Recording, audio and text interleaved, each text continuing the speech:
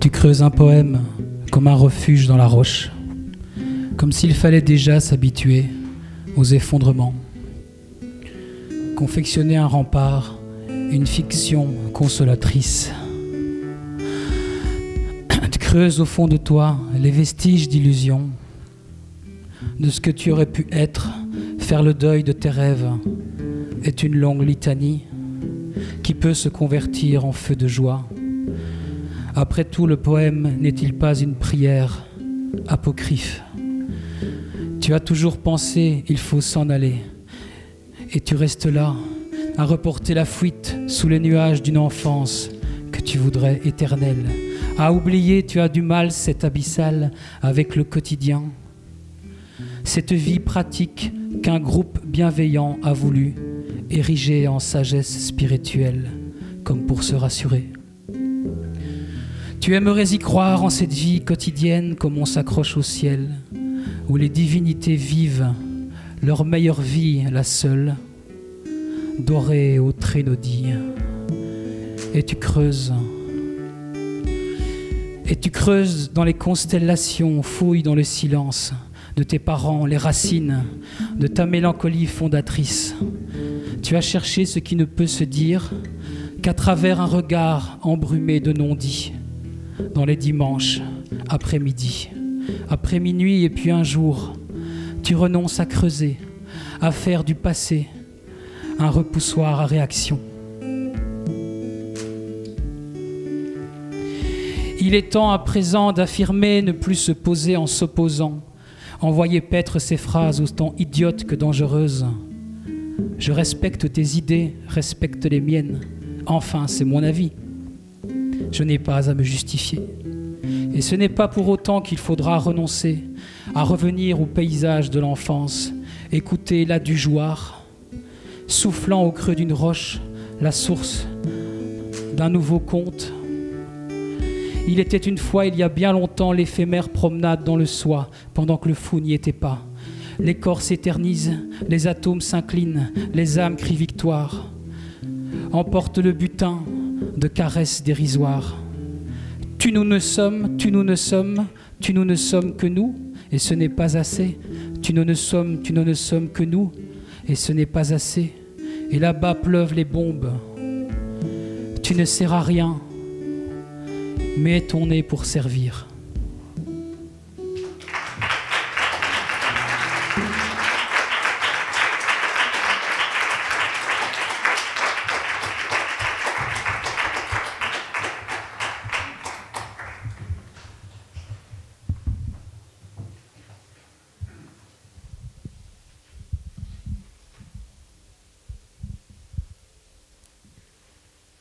La lumière dans les ténèbres.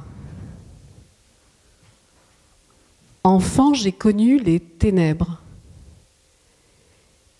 Et la peinture, à l'époque, m'a permis de créer de la lumière. Je me souviens de ce triptyque où la lumière était symbolisée par une bulle entre les mains de mon petit frère sur cette toile à l'huile qui fut exposée plus tard au pavillon du Verdurier à Limoges avec mon cours aux Beaux-Arts, et j'en étais plutôt fière.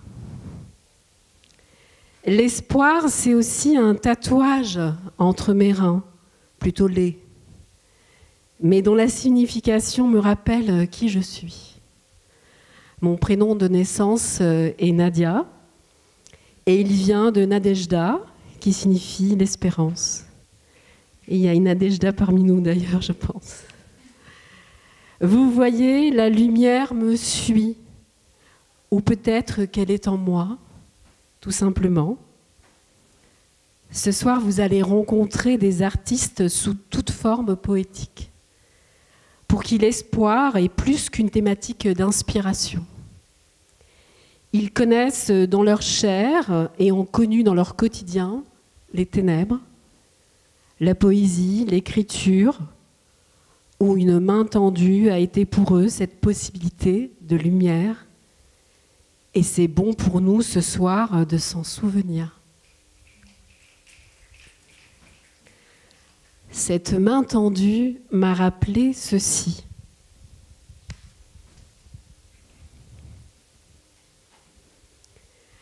Aide-moi à être fragile parfois. Aide-moi à être ténue, frêle, et à risquer de m'envoler au vent à tout instant. Je te demande, que fais-tu de cette matière que je suis dans tes bras, aussi menue qu'un oiseau à bout de souffle? Que fais-tu de moi si je te montre toutes mes faiblesses? Que vois-tu de moi si je suis triste? Que vois-tu de moi si je suis affaiblie? Que dis-tu de moi si je suis lasse? Que dis-tu de moi si je n'ai plus les mots? Que fais-tu de moi si je suis perdue? Que fais-tu de moi si je suis abattue? Que vois-tu de moi si je perds pied? Que vois-tu de moi si je suis déracinée? Tu me réponds. Je te tiens au creux de mes espoirs et je te donne mes respires à même le bec. Je les embrasse, tes faiblesses. Je les nourris de baisers et de salive. Je leur donne un peu d'eau pour que de leurs racines se gorge la vie. La vie respire de tes faiblesses. La vie respire de tes faiblesses. Le monde a besoin de tes vulnérabilités. Si tu es triste, je vois la pluie. Si tu es affaibli, c'est la mousson. Allongeons-nous sur la terre et attendons ensemble que l'orage passe. Ensemble. Si tu es lasse, je sens ton corps se défaire de tout son trop. Je sens ton corps se vider de son eau. Si tu n'as plus les mots, offre-moi tes silences et je serai le temps. Si tu n'as plus rien à dire et il n'y a rien à faire, taisons-nous. Si tu n'as plus les mots, je me tais aussi. Et je te regarde comme on nourrit un nourrisson d'amour par la beauté d'un sourire ou d'un regard. Si tu es perdu, je te retrouve. Si tu es perdu, je fais chemin. Si tu es perdu, je fais de mon mieux pour te frayer un sentier éclairé. Si tu es abattu, je te donne la béquée et te porte haut à la bouche. Je te nourris de mes lèvres et non de mes mains, car je le fais à petite bouchée. Je fais en sorte de sentir ton rythme et de sentir ce dont tu as besoin. Si tu es abattu, dis-le-moi. Dis-moi, je suis abattu. Et je me mets au sol, à tes côtés. Tu n'as pas besoin que je te relève si tu es au sol. Si tu es à plat, je me fais couverture et je te nourris de baisers et de douceur. Peu importe quand tu te relèveras, je serai là.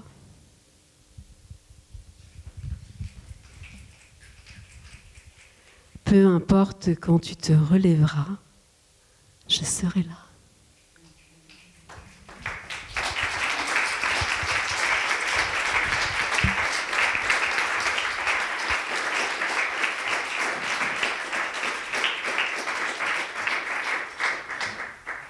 Bonsoir à toutes et à tous.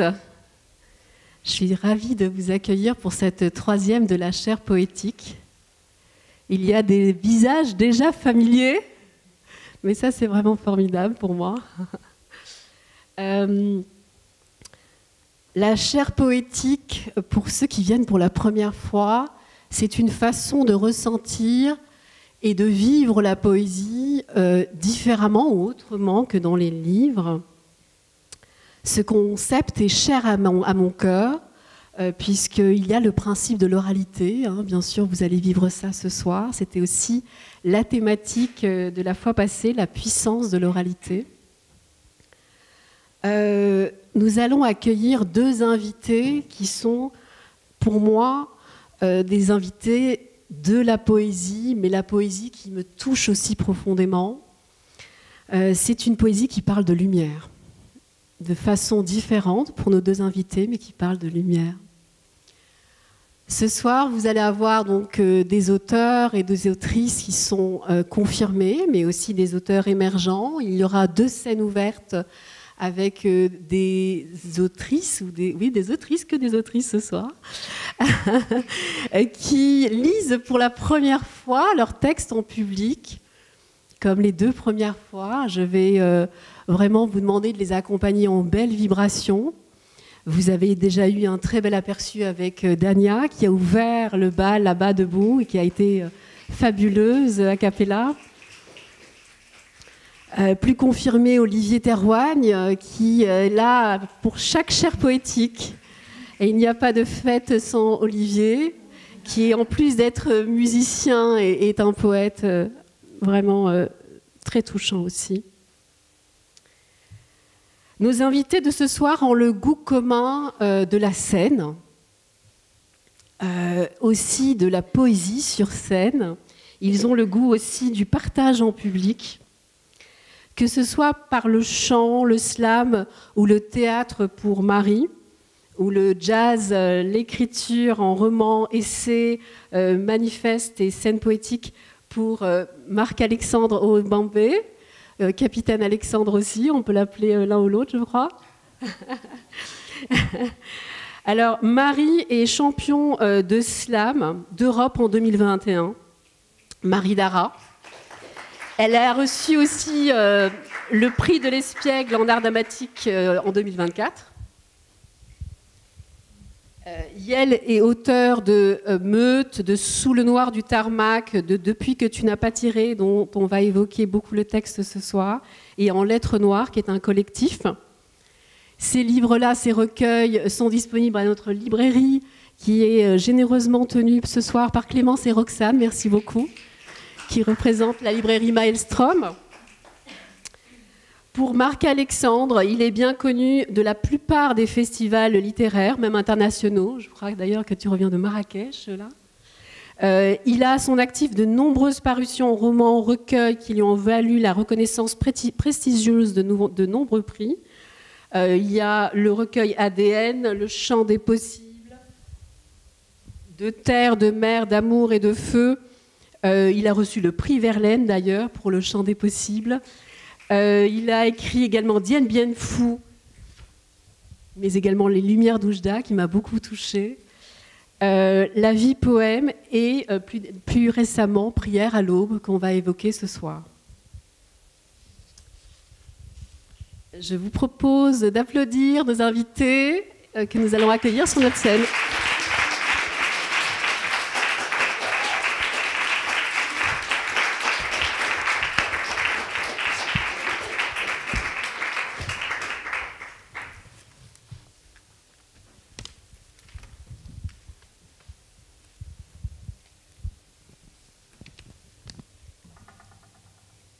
Pour démarrer en feu, je vous propose une première performance de Marie Dara.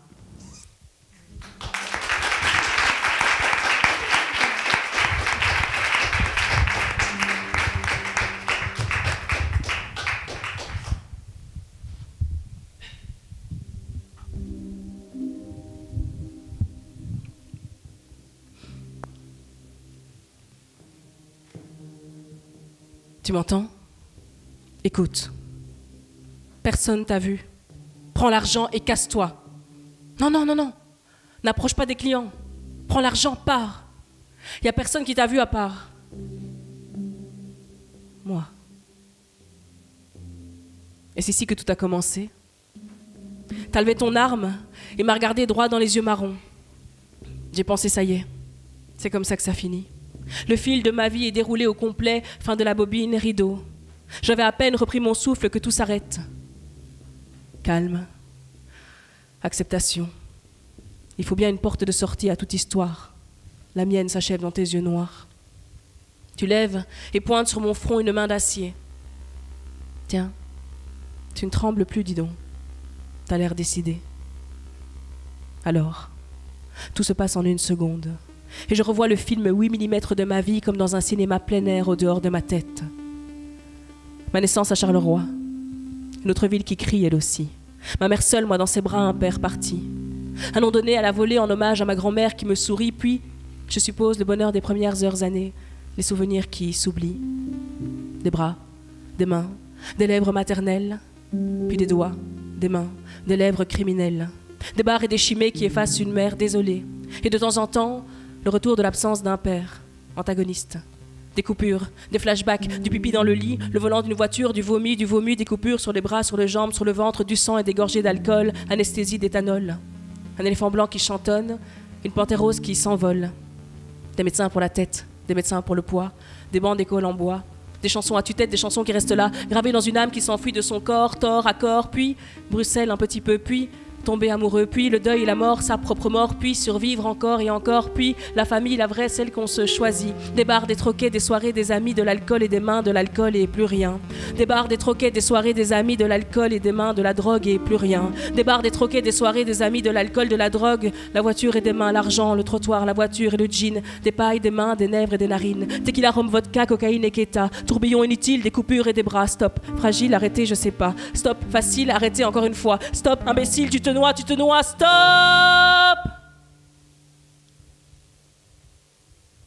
Nager vers la surface. Remonter. Respirer, se revoir dans la glace, faire la paix et rêver. Médecin pour la tête, médecin pour les tripes, médecin pour remettre du corps dans l'habitat naturel, des décors dans l'habitat émotionnel. Aimer, se prendre des murs, mais toujours les amitiés qui durent. Des filleuls, des bisous, des enfants, des petits loups, des sourires et des poux, des grimaces, des souvenirs en masse, des projets de la vie et que vais-je devenir? Si tu tires maintenant, je n'aurai pas le temps d'écrire à ceux que j'aime, que je les aime encore, d'écrire à ceux qui m'aiment, que je les aime plus fort. Pas le temps de voir les filles grandir, les protéger des hommes, de voir le fils pousser, devenir gentilhomme. Pas le temps de leur apprendre que le temps nous prend tout, qu'avec lui tout s'en va, même les plus mauvais coups. Pas le temps de leur dire à eux, au monde entier, qu'il n'est jamais trop tard quand il s'agit d'aimer. Par contre, si tu tires maintenant, il sera beaucoup trop tard. Et je n'arriverai pas au bout de mon histoire. J'ai encore tant à vivre, j'ai encore tant à exprimer. Je devais arrêter de survivre, vivre et aimer. Raconter des histoires dans la chaleur des yeux. Danser en costume sur le toit du monde, les pieds nus sous la pluie. Rencontrer l'inconnu. Prendre une main qui se tend, ne pas la perdre. Défaire les tentations, les tourbillons et les sous-entendus. Tu vois ? J'ai plein de choses à faire encore. J'ai plein de regrets, j'ai plein de remords. Je voudrais pas crever avant d'avoir décroché la lune à l'étoile de ses yeux et croisé sa planète. Je voudrais pas crever même si je l'ai espéré, prié, hurlé qu'un jour je le voulais. Pas avant d'avoir dit au revoir comme il faut et puis merci et puis à bientôt. Pas avant d'avoir écrit un livre dans le bal duquel je mettrais mon nom. J'ai plein de choses à faire, j'ai pas connu de blonde passion. Je suis à mi-chemin entre le début et le commencement de la fin. Mais tu n'as pas tiré.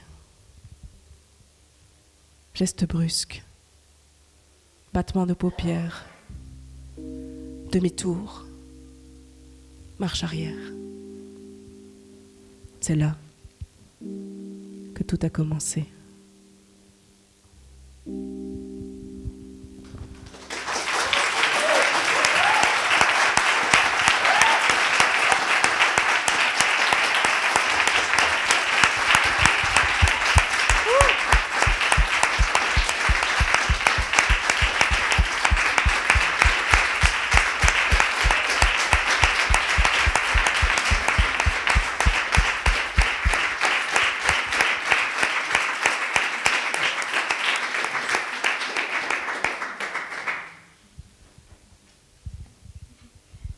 Waouh.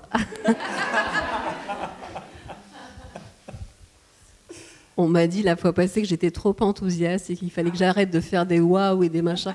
Je m'en fous, waouh. Waouh. On va évoquer la lumière dans les ténèbres et votre façon de voir cette lumière d'une façon plus politique pour Marie Dara et d'une façon intrinsèque au vivant pour Marc-Alexandre. En introduction de cette causerie littéraire, je voulais vous lire ce poème de Baudelaire, L'ennemi, que j'ai entendu un soir slamé par Abdelmalik, et qui était pour moi aussi une source de lumière, ce slam-là. L'ennemi. Ma jeunesse ne fut qu'un ténébreux orage, traversé çà et là par les brillants soleils. Le tonnerre et la pluie ont fait un tel ravage qu'il reste en mon jardin bien peu de fruits vermeils. Voilà que j'ai touché l'automne des idées et qu'il faut employer la pelle et les râteaux pour assembler à neuf les terres inondées, où l'eau creuse de tout grand comme de tombeaux. Et qui sait si les fleurs nouvelles que je rêve trouveront dans ce sol lavé, comme une grève, le mystique aliment qui ferait leur vigueur. Ô douleur, le temps mange la vie et l'obscur ennemi qui nous ronge le cœur, du sang que nous perdons croît et se fortifie.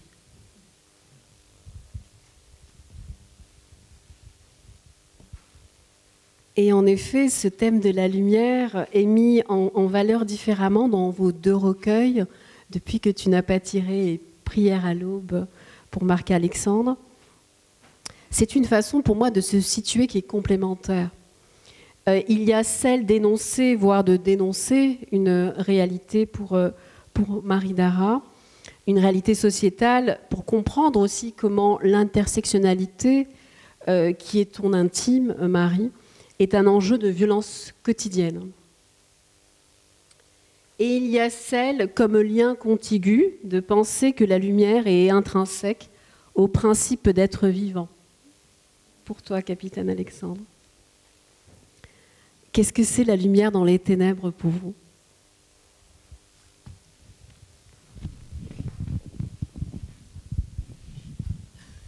Je t'en prie. Merci. Qu'est-ce que c'est la lumière dans les ténèbres ? Je pense que c'est avant tout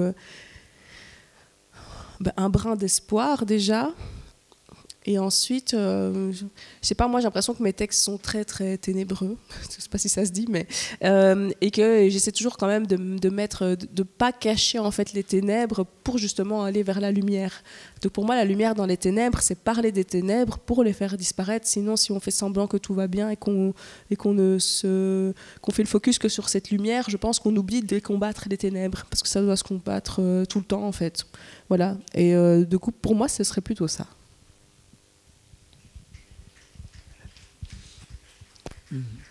Et pour moi, c'est le chant de ma grand-mère. C'est la matrice. C'est Sita Adwala au Cameroun, sous le manguier, qui chante, et les ténèbres se dissipent. C'est d'abord ça, pour moi, la lumière. C'est le chant de ma grand-mère et ses paroles aussi, parce que ma grand-mère disait... Alors je cite souvent ma grand-mère, j'en parle en disant que c'est ma grand-mère veilleuse. Je l'appelais comme ça quand j'étais enfant et je n'ai pas cessé d'être un enfant quand je pense à elle. Et elle disait que les ténèbres ne pouvaient pas dissiper les ténèbres. Ça se dit en Douala, en fait. Et qu'on peut monter et descendre. Ça, c'est une expression du Cameroun. Tu montes, tu descends, tu ne pourras pas changer ça. Donc, tu peux monter et descendre. Les ténèbres ne pourront pas dissiper les ténèbres. Donc, c'est aussi un mantra de vie, c'est-à-dire qu'on vit dans un monde dans lequel on asphyxie parfois, trop souvent, et on vit dans un monde qui nous pousse parfois dans nos retranchements, trop souvent, et qui nous enténèbre trop souvent, et que le seul moyen pour ma grand-mère et les gens de sa génération, en tout cas celles qui m'ont transmis ce mantra, c'est d'énoncer en fait. Énoncer, ne jamais cesser d'énoncer ce qui va merveilleusement, parce qu'on a la chance aussi de vivre dans le même monde enténébré, on a la chance de vivre aussi des choses qui nous émerveillent, qui nous bouleversent, qui nous donnent froid de beauté. Et la lumière, c'est aussi ça. C'est essayer de ne pas... Et je suis complètement d'accord avec Marie, c'est-à-dire que lutter contre les ténèbres, mais ne jamais oublier que si on laisse trop de place, on peut s'enténébrer soi-même en luttant contre les ténèbres. Et si on oublie dénoncer et qu'on ne fait que dénoncer, on peut passer à côté finalement de ce qui fait le plus sens pour soi. Donc en tout cas, c'était son enseignement et moi je suis plutôt fidèle à cet enseignement-là. J'essaye autant que possible et parce que je suis père aussi et que le désespoir est un luxe que je ne peux pas me permettre, j'essaye de faire en sorte que cette lumière ne tarisse pas, ne tarisse jamais en regardant droit dans les yeux les ténèbres, mais aussi en refusant de leur offrir mon regard en fait.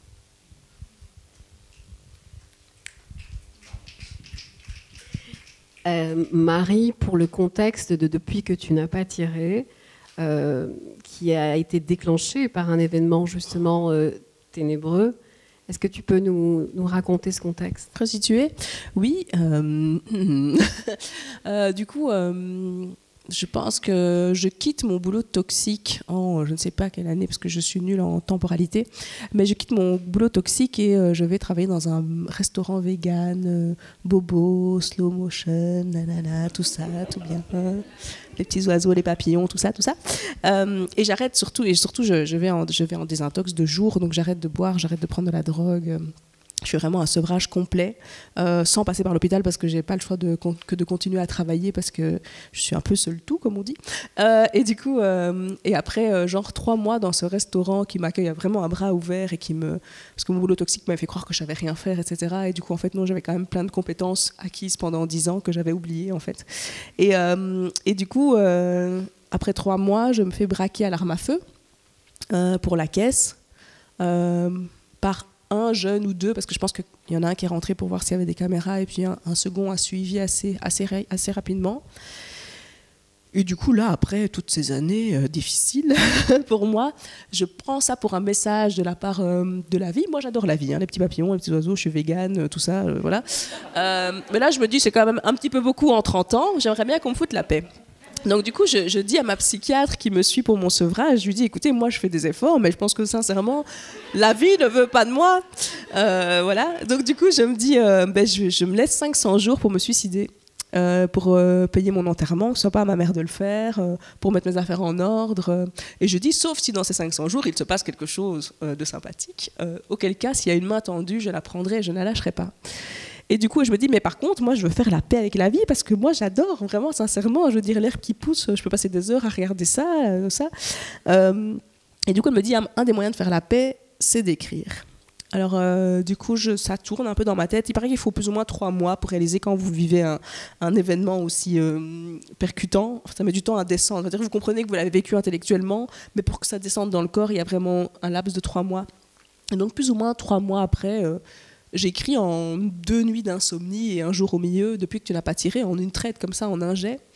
Et je pense que ce qui s'est joué à ce moment-là, pendant le braquage, qui n'était pas un braquage très violent, hein, mais il y avait une autre violence qui sous-tendait à cet événement, c'est que je me fais braquer par un jeune afrodescendant, que moi j'ai fui Charleroi pour fuir cette violence, pour fuir la possibilité de finir au terminus de mon bus qui s'appelait Jamiou Prison.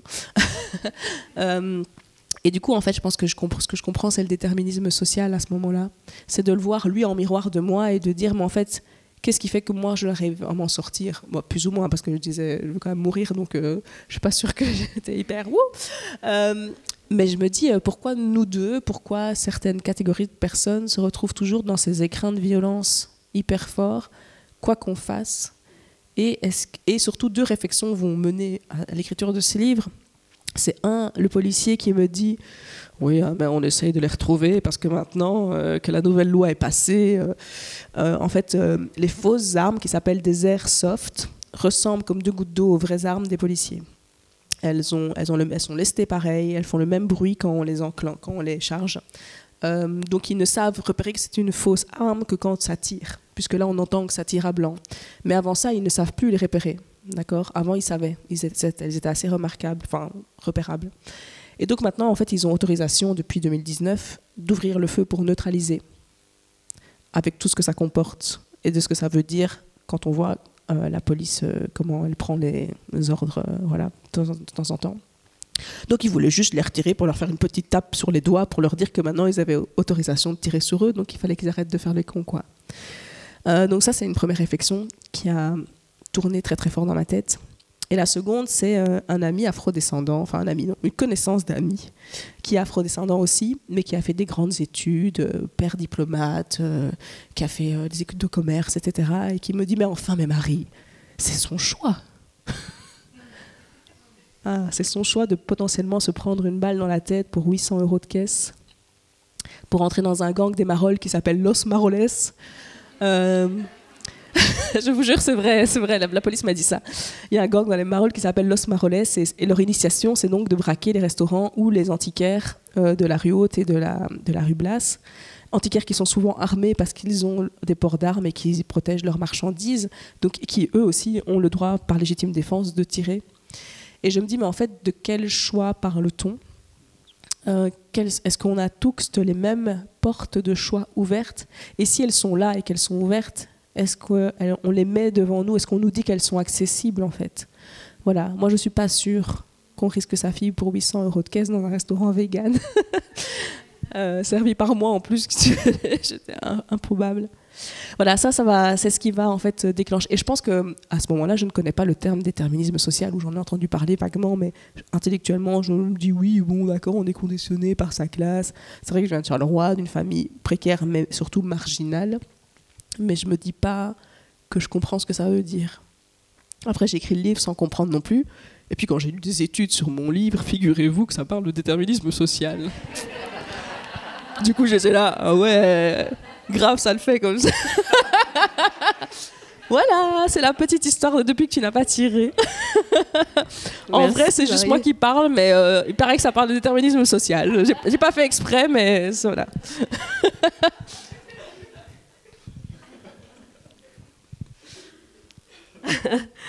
Marc-Alexandre, tu as un texte, je pense, où tu voulais nous lire quelque chose d'André Chédid ou de Georges Castera ? Oui, je voudrais juste, comme ça en résonance un peu, ce n'est pas avec de l'encre que je t'écris, mais avec ma voix de tambour, assiégée par des chutes de pierre. Je n'appartiens pas au temps des grammairiens, mais à celui de l'éloquence étouffée. Aime-moi comme une maison qui brûle. Georges Castera, poète haïtien qui m'accompagne depuis très très très longtemps et puis en résonance avec ce que tu viens de dire. Merci. Merci Marc-Alexandre. On va poursuivre cette soirée avec notre première scène ouverte. La scène ouverte qui est essentiellement féminine, avec Caroline, que j'accueille, avec également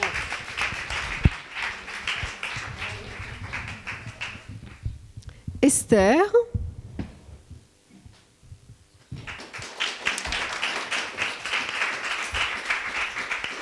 et Sophia.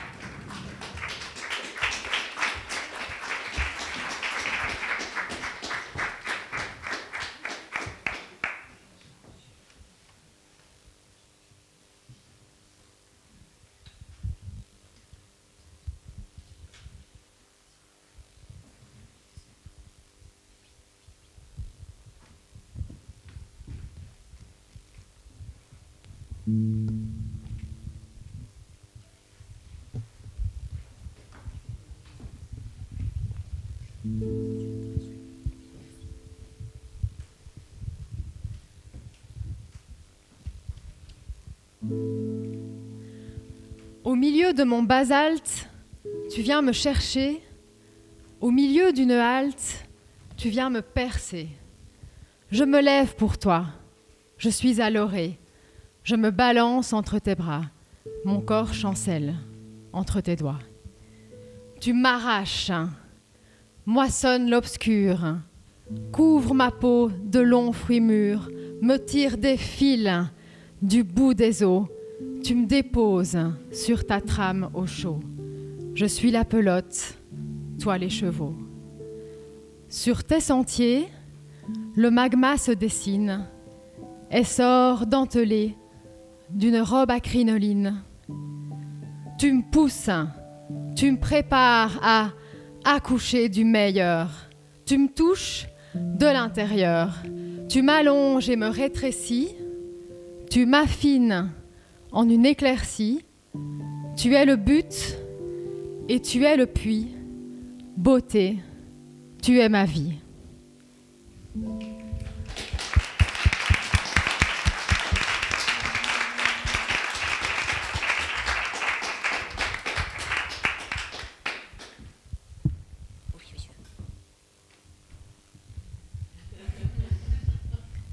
Ça monte. Merci. La lingère des âmes perdues. Une crinière noire et blanche, retenue sous un foulard de lin blanc, les manches relevées, la peau des mains et des avant-bras rougis, elle masse, frotte, agrippe, défait, noue, enlace. Le linge est lourd, gras, sale et puant. Elle prend tout à bras le corps, les pieds et les jambes ancrés dans le sol. Elle blottit les baluchons contre elle. Elle se donne l'illusion d'un câlin suspendu. Puis, elle les libère dans le bassin en pierre. Elle bat les plus tenaces, choix les plus délicats, tord les fibres nerveuses, hume les humeurs secrètes, use à l'ongle les taches engluées. Elle règle ses comptes. Elle lave le linge sale devant tout le monde. Embrun de vie disséminé, le village baisse les yeux quand elle travaille. Elle se nourrit des déjections sentimentales, des fleurs bleues du village. Elle dissémine le parfum du savon frais pour redonner confiance aux âmes sensibles. Mémoire des confidences. Elle cache contre son cœur les secrets des autres. Elle lave les âmes perdues, les peines brûlées, les secrets tordus et les histoires d'un soir. Elle lave le premier sang, les premières jouissances, les poils arrachés et les murmures. Elle lave les rêves, les cauchemars, les non-dits. Elle lave à grands bras, à grandes enjambées, à grandes eaux. Elle tape le lin, frappe le coton. Elle frotte contre la pierre les mesquineries et les relents. Elle savonne la bouche des enfants sales. Elle se pince les lèvres quand on la regarde. Elle a tant de choses à dire. Elle se tait. Elle lave les maux et les chagrins. Elle nettoie, nettoie, nettoie. Elle soulage les autres. Elle, peut-être un jour.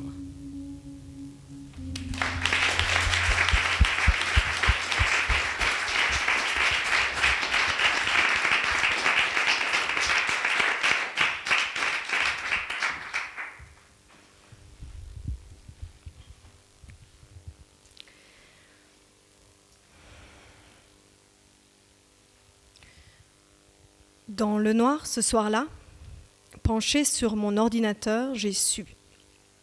J'ai su que j'étais arrivée au fond du trou, tout au fond. J'étais ainsi au comble du désespoir, espoir déchu. Mais au même moment, pourtant, j'ai eu comme une vision. Mes doigts couraient sur le clavier sans discontinuer. Seule la lumière bleutée de l'écran illuminait mon visage étonné.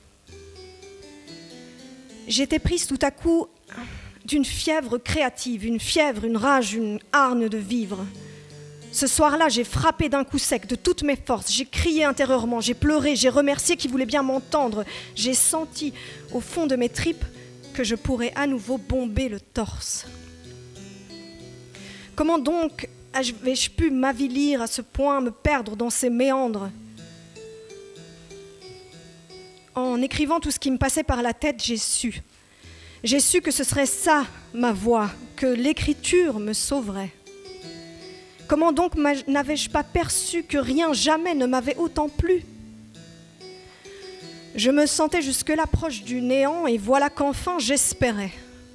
J'espérais sortir la tête de l'eau, j'espérais trouver la force de me battre comme un taureau contre lui, mes soucis, ma dermatillomanie. Pour la première fois depuis longtemps, j'espérais sourire à la vie. Il me faudrait du temps, du cran, J'en baverai même, sûrement. D'abord le quitter pour me retrouver, et puis enfin me projeter. Car oui, ce que je suis devenue, c'est à ce moment-là que je l'ai su. Ce soir-là, penchée sur mon PC, j'ai eu cette vision nette qu'il faudrait bosser. Alors je n'ai rien lâché. Ça m'a coûté, j'ai pleuré, j'ai crié, mais j'y suis arrivée. Y arriver pour moi, ce n'est pas forcément vivre de mon art. Ce que je pense, moi, c'est que la meilleure des réussites, c'est d'accepter cet art, ou du moins les transcender, les faire briller. Cultiver sa confiance en soi et prendre soin de son jardin secret. Ne plus attendre après les autres pour que votre bonheur soit concret. Voyager, aimer, espérer. Criez à vous en fendre les poumons, envoyez tout valser, suivez votre propre chemin, ne soyez pas un mouton. La sensation qui m'a traversée quand j'ai publié mon premier livre, je ne saurais la décrire. Quand je l'ai tenu en main, que j'ai senti son odeur, que j'ai tourné les pages, j'ai été prise d'un rire, un rire franc et massif. C'était comme si j'avais gravi le plus haut des massifs. C'était ma vision ce soir-là. Le jour où j'ai su. Je m'imaginais tenant mon propre livre avec mon nom dessus. Il m'a fallu quelques années, mais je l'ai fait. J'ai su, j'ai vu, et enfin cette voix négative dans ma tête qui se tait.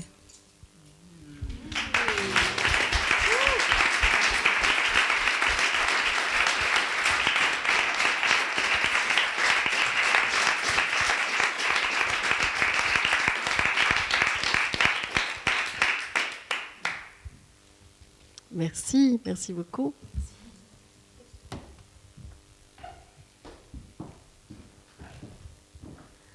Avant notre entracte, vous pourrez vous procurer les livres de nos invités, mais aussi de quelques-uns de nos auteurs de la scène ouverte. Une petite performance de Prière à l'aube.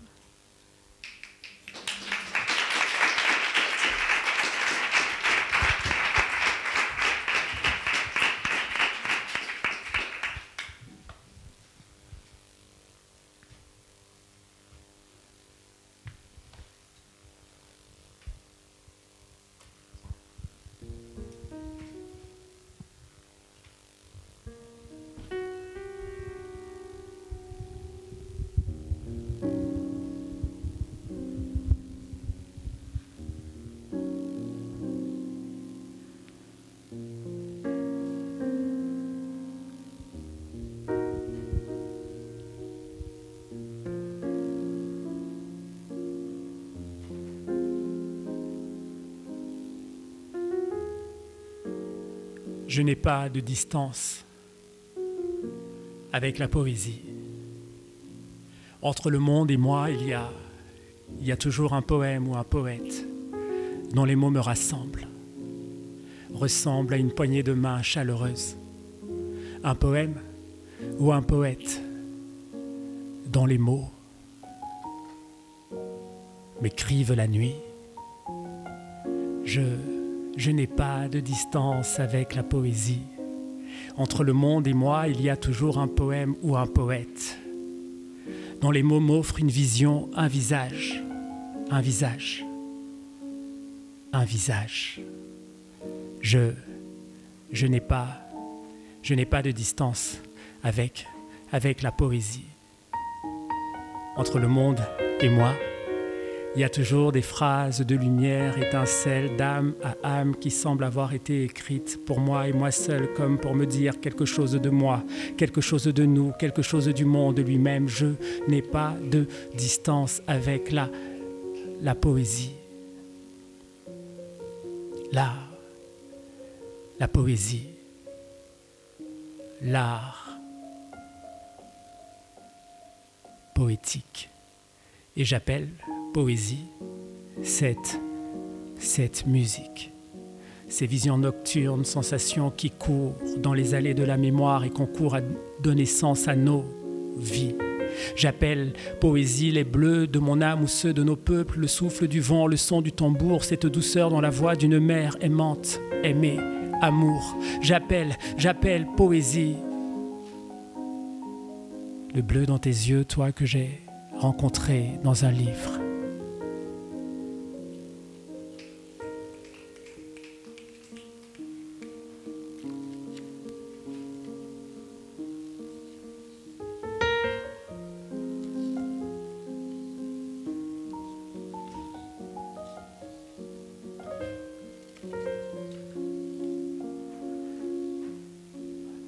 Dehors, j'entends le bruit des bottes et viennent à mon secours comme toujours tes notes.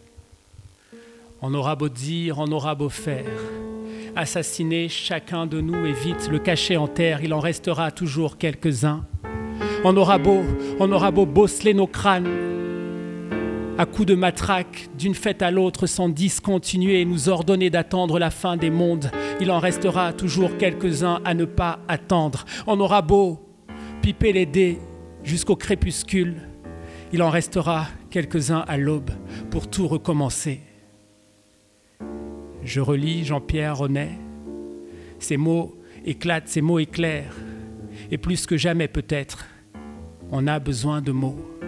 On a besoin de mots qui savent prêter l'oreille au silence. On a besoin de mots, oui, on a besoin de mots qui nous contestent notre puissance de saccage et de désarroi. On a besoin de mots pour nous permettre d'escalader les désastres. On a besoin de mots pour nous rappeler à la musique, cette petite musique, cette voix intérieure qui nous dicte conduite, noble dans le temps qui file avec ou sans nous. On a besoin de mots qui fleurent bon la Mirabelle. On a besoin de mots de consolation. On a besoin de mots qui nous rappellent que nous sommes les mêmes, que nous pleurons et sourions dans la même langue du cœur qui décède un jour, une nuit sans visage. On a besoin de mots. On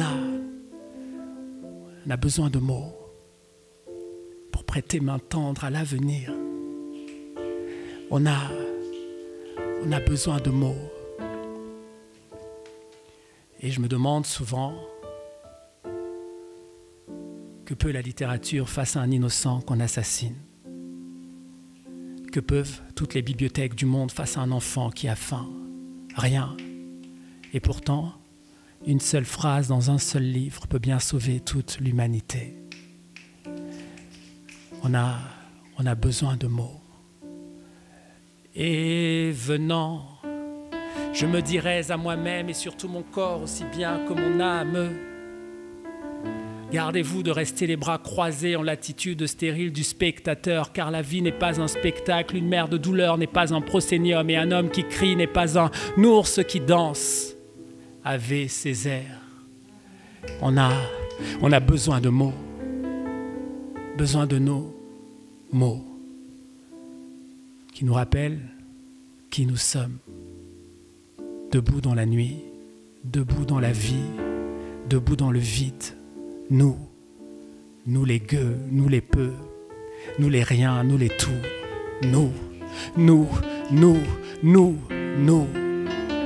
On a besoin de mots, besoin de nos mots pour dire le monde, prédire le passé, nous souvenir du futur, réinventer, reprendre le monde qu'on voudrait nous confisquer. On a besoin de mots pour fixer l'horizon.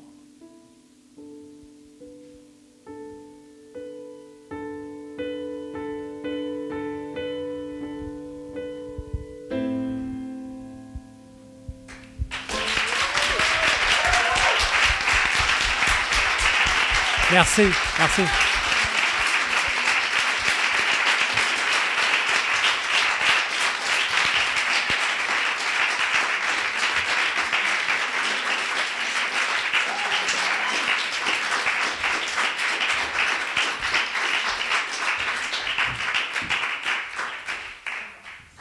Merci, capitaine Alexandre.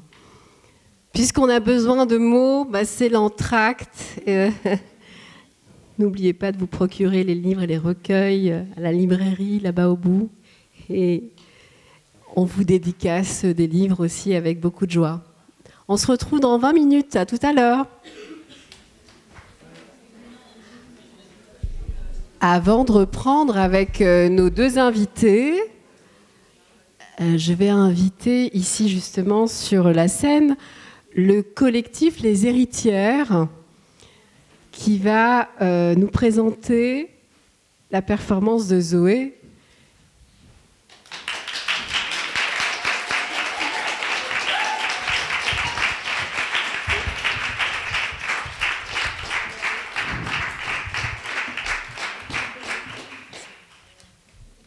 Bonsoir.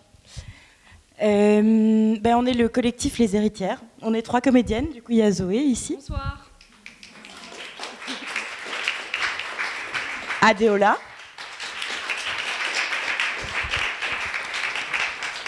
Et moi, je m'appelle Tania.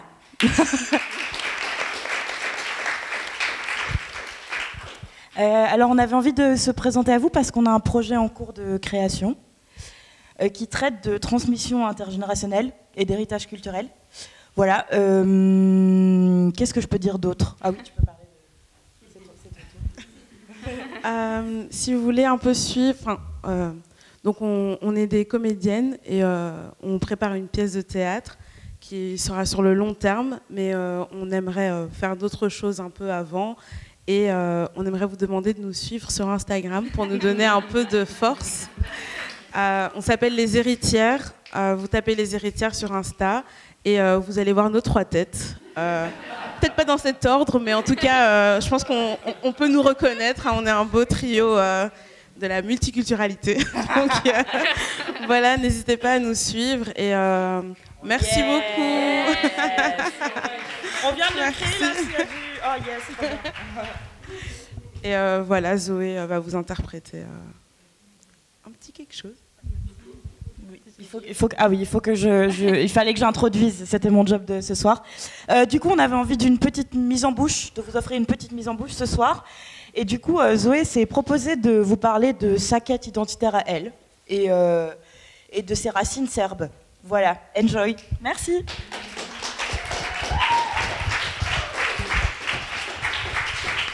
Par contre, j'ai juste un petit problème. J'ai vu que vous étiez... Je suis l'expert. Vous êtes l'expert, oui, j'ai...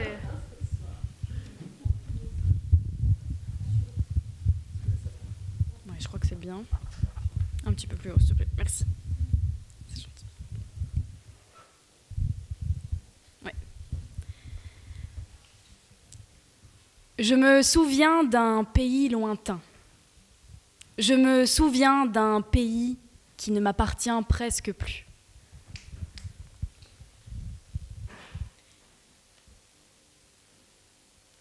Zeleni vineček na lavě provětavola se. Gotemnia opita. Mamiško, mamila, mami mu dati nebosio. Ne adele provietati. Te paia, te paia, te paia, te paia, te paia, te paia, te paia.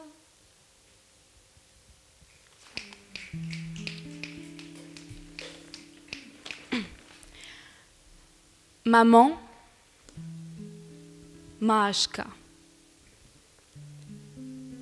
Des pics de cœur me poussent sur la poitrine. Des taches se fondent partout.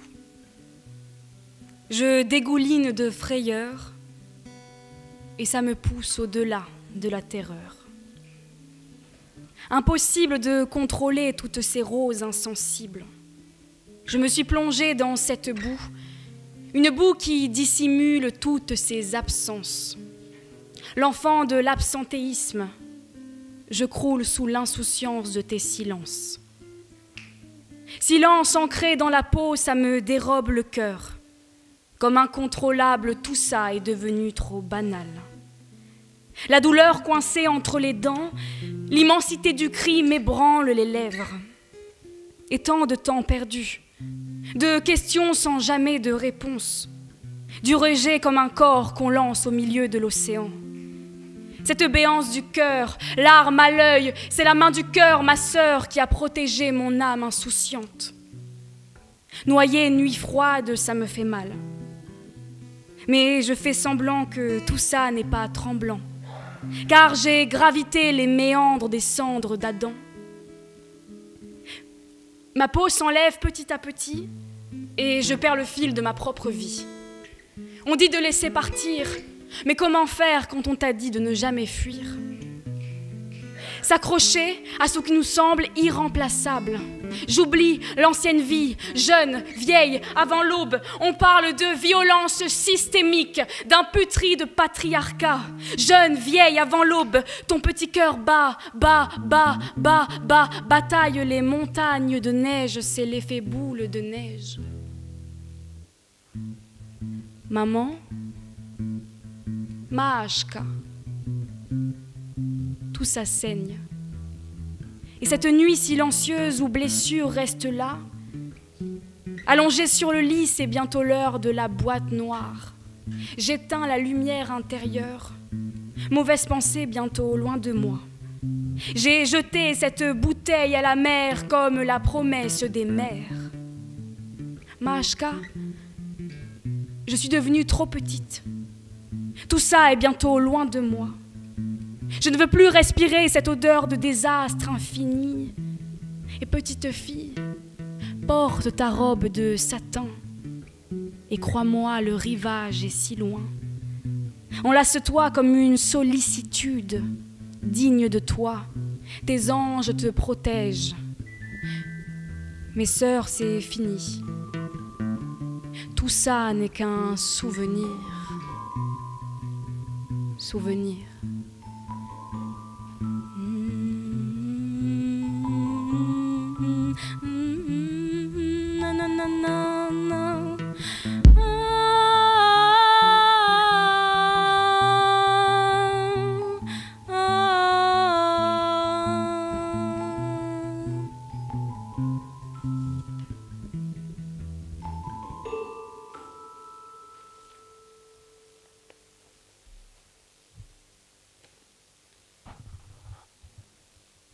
Tout dire, tout dit.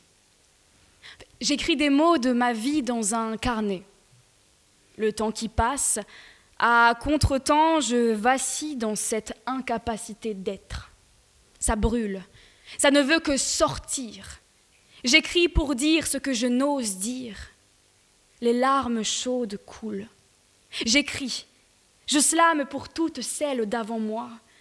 Elles n'ont pas osé dire ce qu'elles désirent, par peur de mourir d'insomnie, de rire et d'agonie. Sans doute celles d'avant moi ne savaient pas écrire la langue de Shakespeare. Sans doute celles d'avant moi ne savaient pas que cela était possible. Sans doute celles d'avant moi n'imaginent pas que leurs descendantes parleraient le français. Sans doute celles d'avant moi ne m'ont pas tout dit des secrets de notre famille. Tout dire, tout dit, cela n'est pas toujours possible. C'est la cible de ma vie, tenter d'écrire et de te laisser une trace, à toi ma fille, pour celle que j'écris et que nos promesses s'envolent. Tout dire, tout dit, cela n'est pas toujours facile. Tout dire, tout dit, n'est pas toujours utile. Tout dire, tout dit, ne m'a pas toujours appris. Tout dire, tout dit, n'est pas toujours magique. Tout dire, tout dit, ne m'a pas toujours servi. Tout dire, tout dit, nous rappelle des souvenirs, des rites et des bêtises. Alors je slame, je dis, j'écris un flambeau à la main. Derrière ma toge, c'est l'éloge des nôtres, de celles qui n'ont pas pu dire, mais qui auraient aimé être là pour vous dire tout ce que je vous ai dit.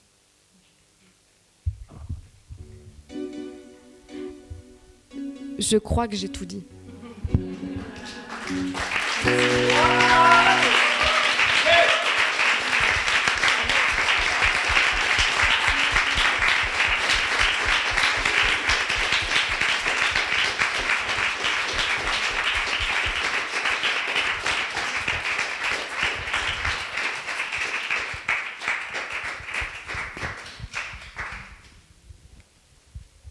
Merci les héritières, merci Zoé, waouh. Avant de reprendre notre conversation avec Marc-Alexandre et Marie, Marie va nous lire un texte d'Elena Justicia. Juste une petite introduction à ce texte parce que ça me fait hyper plaisir parce que ce soir il y a beaucoup de gens qui m'ont dit avoir eu des ateliers avec moi ou m'avoir vu sur scène et puis après ça les avait motivés à écrire. Du coup c'est le meilleur cadeau qu'on puisse me faire et ce soir vous êtes quand même pas mal à l'avoir dit. Et du coup pour rebondir aussi sur la transmission et merci beaucoup pour ce texte. La transmission et je sais pas, se dire qu'avec le slam on peut quand même aller loin et tout ça. Bah, du coup voici quelqu'un que j'ai aussi eu en atelier. Alors du coup je voulais lui rendre hommage. Ça s'appelle Les Dodelinantes d'Hélène Justitia. Je vois dans ce miroir les yeux si tendres de cet aïeul. Je vois dans mes yeux là un passé de soleil. Je ne sais rien de plus qu'un jour dans un reflet, un couteau s'est levé, a embarré la route, au sol il est tombé. Je ne sais rien de plus que ça, juste ça, ce couteau. Et cette arrière-grand-mère bien plus forte que mon corps, libérée de ces chaînes qui grondent au fond de moi. Alors elle est partie, mon grand-père sous le bras, alors elle a quitté Sardaigne ensoleillée, quitté l'île, quitté la terre, quitté les fruits brillants et les pâtes collantes aux mains pétrisseuses. Les départs sont politiques, les décisions sont organiques. Prises à la gorge prise, les folies déliées farandolent les corps, tomber les conforts, tomber les histoires qui redisent. Je suis partie aussi plus d'un siècle plus tard, ça tardait, ça tordait, c'était tard. Les couteaux bien rangés dans les armoires ouvertes, les couteaux qu'il me montre, il dit de moi, tu peux tuer, ne fais pas ces yeux noirs, ne me regarde pas, à qui sont ces deux-là, je ne les connais pas. Je ne voudrais pas qu'il voie au fond de mes yeux le passé, les batailles d'avant, les femmes plus d'alliance quittant terre et puis mer. Ces femmes en moi qui grondent, susurrent à mes oreilles, pars, ne reste pas, pars. Non aux injures, non aux critiques, aux mains levées et aux couteaux qui songent. Quelle part de toi reste si tu pars? Quelle part de toi part si tu restes? Les restes restants si tu restes sont trop grands, les parts qui partent si tu pars si petite, alors pars, ne te fais pas prier, quitte. Qui à part toi peut le faire? Demande au vent de t'envoler dans ses bras doux, quémande à la pluie de te bénir, ouvre tes bras, ouvre, attrape un oiseau de passage, ouvre fenêtre, porte à coulisses, ouvre. Sens la douce danse dodelinante des dames du dedans, celles qui soufflent, celles qui sentent, celles qui sifflent de sensés messages superbes et suspendent le temps. Pars comme on part en voyage, pars comme on prend un billet pour des villes secrètes, pars comme on saisit le temps qui suspend son envol, ô temps suspend ton vol, éole suspend le vent, et faites danser nos corps libres jusqu'à demain. Autant de possibles, aux terres inédites, aux parfums incongrus, aux regards atypiques, des pays bien plus grands que ce monde où tu crèves, rien ne va rien te chercher, rien, il n'y a que toi qui peux, il n'y a que toi qui peux. Dans cet espace si tétriqué, j'ai regardé le ciel et l'arbre cerisier habillé en mariée aux pétales si blancs. J'ai demandé des signes et j'ai reçu des aides. Vu mon arrière-grand-mère bien plus forte que mon corps, senti rugir en moi 1000 roches et tempêtes, le bateau pris jusqu'à Marseille pour qu'à travers les âges, elle ouvre le chemin. J'ai vu, course folle après coup dans la vitre, mon visage intact en transparence. J'ai vu dans ses yeux la glu, la suie, la colère grondante, le couteau du passé à la larme acerbe qui voulait me trancher. Un jour de juin, j'ai tout compris. Au 7e jour, je suis partie.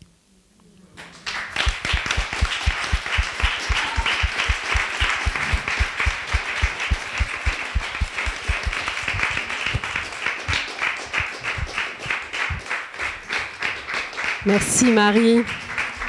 Quel beau texte, Hélène. Et le texte d'Hélène est disponible, je pense qu'elle en a dans son sac si vous voulez, Hélène. Au besoin.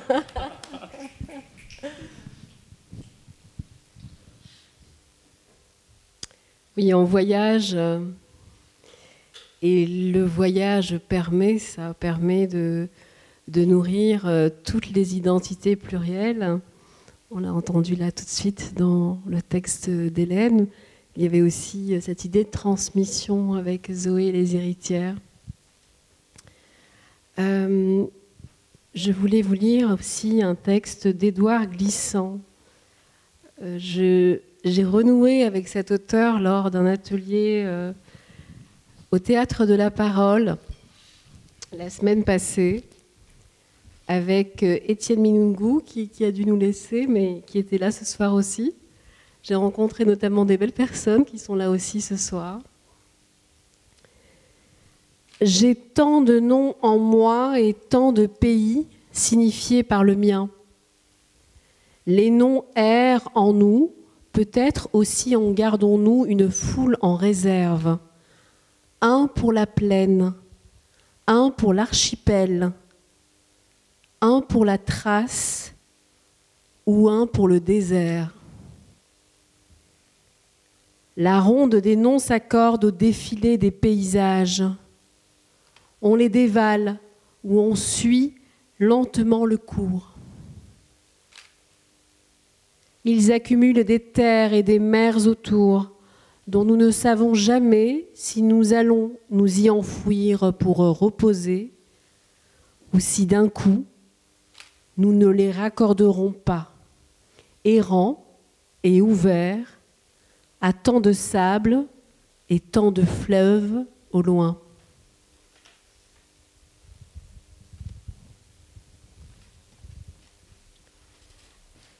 Dans cette pensée poétique que tous les mondes sont mon monde, on retrouve aussi depuis que tu n'as pas tiré, Marie, Bruxelles, beaucoup. Hein, on redécouvre Bruxelles autrement.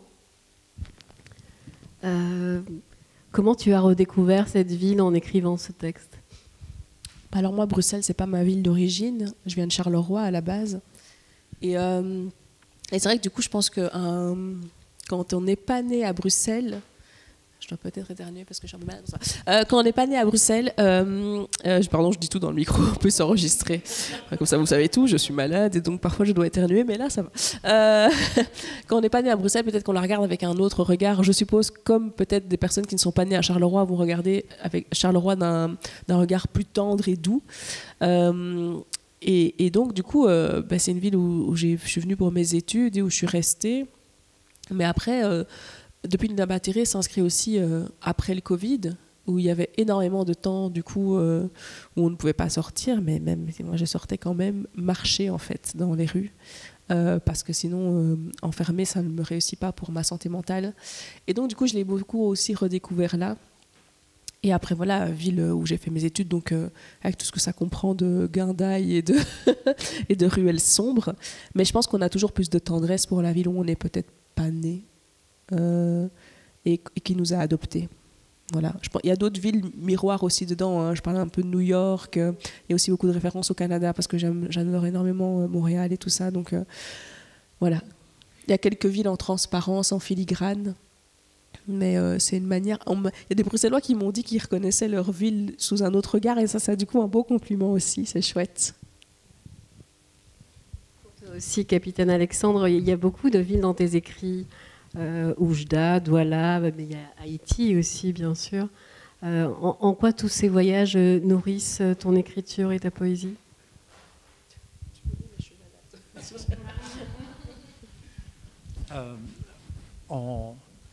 En plusieurs choses, là, mais je vais juste revenir sur Glissant. Tu sais, il y a cette phrase chez Édouard Glissant, je peux changer en échangeant avec l'autre, sans me perdre pourtant ni me dénaturer. Moi, c'est une phrase qui m'accompagne aussi depuis que j'ai 20 ans. Quand je vivais au Cameroun, j'ai eu la chance de rencontrer cet auteur, avant de le rencontrer physiquement, d'avoir cet honneur-là. Et je pense que tout est dit dans cette phrase, en fait. Le voyage commence par un premier pas vers l'autre. Et parfois, l'autre, c'est un pays, l'autre, c'est d'abord un voisin, une voisine, mais l'autre, ça peut être la rue d'en face, ça peut être la ville de l'autre côté ou de l'autre bout du monde. Et ce qui est beau dans le voyage, c'est que tu vas voir ailleurs si tu y es, et tu réalises que tu y es, en fait. Parce que les gens t'accueillent, quelquefois, parce que tu manges avec des gens comme ils mangent chez eux, parce que tu vis avec les gens, et tu réalises que tu es là, et que parfois, des pays qui te semblaient très différents de ton pays d'origine. Moi, je suis camerounais, j'ai grandi au Cameroun, j'ai vécu au Cameroun jusqu'à 17 ans. Et j'ai eu la chance parfois de me retrouver dans d'autres pays et d'avoir l'impression que j'étais chez moi. J'ai vécu ça au Brésil, j'ai vécu ça en Birmanie, j'ai vécu ça au Vietnam, parce que les gens, quoi. Juste parce que les gens. Donc les voyages offrent ça, de se sentir du monde. Et je vais reparler de ma grand-mère, elle disait que quand un enfant vient au monde, on dit bien ça. On ne dit pas un enfant vient à Bruxelles, on ne dit pas un enfant vient à Douala, on ne dit pas un enfant vient en Belgique, on ne dit pas un enfant vient en Suisse, en France, c'est pas vrai. Un enfant vient au Cameroun. Même dans nos langues maternelles, on ne dit pas ça. On dit un enfant vient au monde. Et elle disait que ça voulait dire quelque chose. Et donc je crois que j'ai grandi avec cette idée que ça veut dire quelque chose et j'ai voulu l'éprouver physiquement aussi. Merci. Il y a aussi cette idée de partager nos ancêtres, qui est aussi une pensée d'Édouard Glissant. Oui, tu évoques Sita dans presque tous tes livres, ou dans beaucoup de tes livres, qui est ta grand-mère. Et il y a l'idée aussi qu'on partage nos ancêtres ou ceux qui nous ont créés sans les connaître. Il y a aussi dans Sous le noir du tarmac l'anglais pour toi, Marie. Comment est-ce que justement ton géniteur est arrivé là avec l'anglais Alors comment est-il arrivé? C'est un grand mystère et ça restera un mystère puisque je l'ai enterré en juin. J'ai enterré un homme que je ne connaissais pas. Et donc je ne sais pas exactement. Il m'a raconté des bribes, mais je n'ai pas exactement plus d'informations là-dessus. Après, l'anglais est donc sa langue coloniale. Du coup, je ne sais pas comment on dit, maternelle ou paternelle, je ne sais pas, mais en tout cas, c'est sa langue coloniale. Il vient du Ghana, qui est une colonie anglaise. Et du coup, c'était un moyen pour moi, en tout cas ma mère m'a mis au cours d'anglais très tôt pour que je puisse communiquer avec lui parce qu'il ne parlait pas très bien français. Mais il a toujours refusé de parler anglais avec moi. Peut-être, je ne sais pas exactement pourquoi. Donc, coup dans l'eau. mais en tout cas, c'est une langue qui m'est restée, du coup, pour pouvoir aussi peut-être un jour parler à ma famille au cas où ils ne parlaient pas le français, si je les retrouve. Je ne sais pas trop si j'ai envie ou pas, mais voilà. En tout cas, j'avais envie de retrouver ma grand-mère, mais elle est décédée aussi 8 mois avant lui, donc je n'aurai pas l'occasion, en tout cas, d'avoir des informations de sa part à elle. Mais donc, du coup, l'anglais, c'est une langue avec qui j'ai grandi, enfin, oui, en me disant, toujours en ayant cet espoir de pouvoir communiquer avec une culture que je ne connaissais pas, des gens que je ne connaissais pas, mais qui sont des morceaux de mon visage. Donc, du coup, voilà, c'était important pour moi qu'il reste. Et il est resté, je ne sais pas, malgré tout, j'ai envie de dire, malgré que je ne l'ai pas pratiqué beaucoup, malgré qu'on m'a beaucoup shamé sur mon accent. Et j'ai beaucoup réconcilié avec lui quand j'étais au Canada, justement, parce qu'il y a plein de pays en Acadie, notamment où on parle du franglais, en fait. Et voilà. Et aussi, les anglophones de souche sont plus tendres avec nos accents que parfois les gens d'ici. Donc, du coup, j'ai renoué avec ça. Et je ne sais pas pourquoi, parfois, les textes sortent en anglais. Je ne sais pas l'expliquer, je ne sais pas pourquoi, à quel flot ça va tenir. Mais il y a des textes de Sous le noir du tarmac que j'ai d'abord écrits en anglais. Enfin, que j'ai écrit en anglais, qui sont sortis comme ça. Alors après, j'ai quand même pris le concours d'une traductrice pour traduire, parce qu'il y a des choses qui sont impalpables dans la poésie, surtout que dans ma poésie francophone, je parle plusieurs langues francophones. Enfin, je veux dire, il y a en filigrane le wallon, le carolo, baraki, il y a en filigrane d'autres français, d'autres classes sociales, etc. Et donc, du coup, comment retraduire ça pour des anglophones? C'était ça un peu tout le challenge voilà, que Néfer a réalisé superbement. Sous le noir du tarmac, un extrait. Oui, je peux faire ça.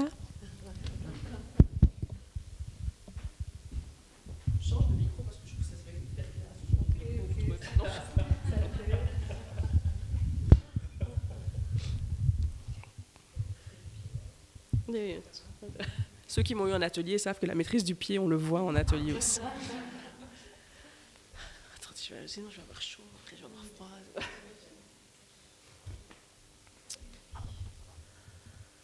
Roméo, oh Roméo, pourquoi es-tu Roméo? Dans une voiture à Moncton, au Canada, tu me racontes ta famille. Pas de Capulet ni de Montaigu, mais sans doute 2 siècles plus tôt, une histoire cachée de colons et de Premières Nations. Tu le sens, me dis-tu, ton sang de tribu, tu me sens, me dis-tu, l'appel de la forêt qui t'a permis d'avoir du flair quand tu étais flic. Je me dis, à cab, all cops are bastards. Mais tu continues. T'as perdu ton commerce. Recommencer ta vie. Semant les huissiers à tes fesses, t'as pris ta marmaille, et vaille que vaille, sans diplôme, tu t'engages dans les forces de l'ordre.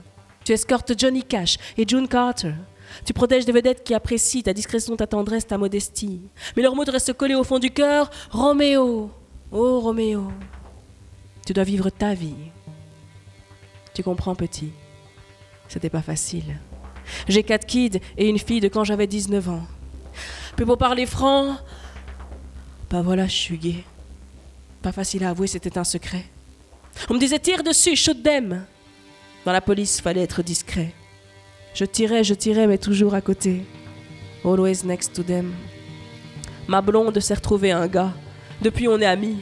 J'ai mis 56 ans to become qui je suis. Fini les bars à la sauvette et cette boule au fond du belly. J'ai dû mourir dans ce canapé et sortir de mon corps pour réaliser que ne pas vivre sa vie, ben c'est pire que la mort. Puis quand j'étais jeune comme toi, j'ai voulu me suicider. Couteau électrique, plastique sur les murs. Tu comprends, petit? Je voulais pas que mes amis doivent tout clean, nettoyer. Mais le gars de la veille, il avait oublié ses clés. Et poum, il rentre. Roméo, hé Roméo, t'es fou?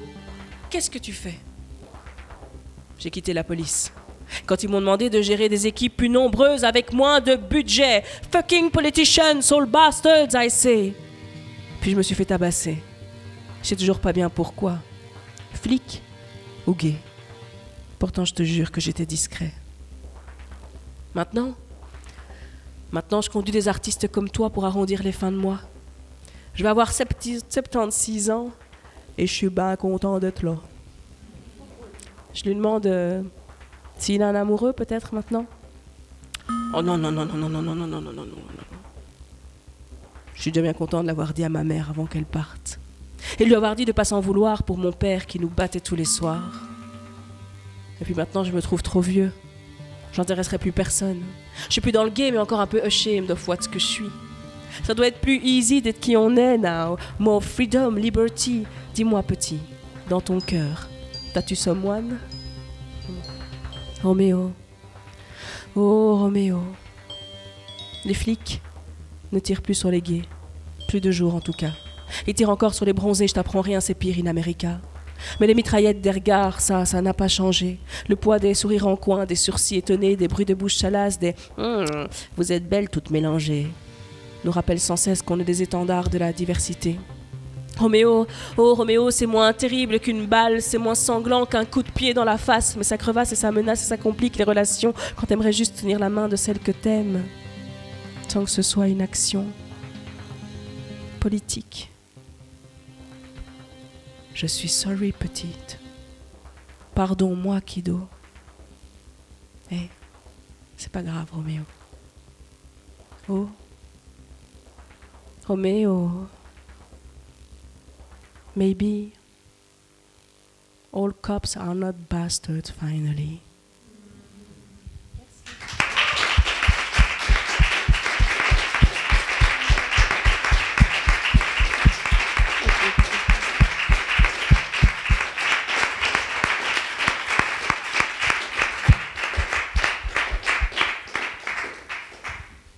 Merci Marie.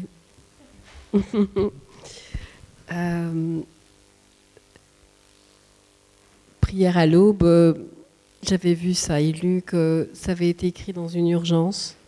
Tu peux nous parler un peu de cette urgence?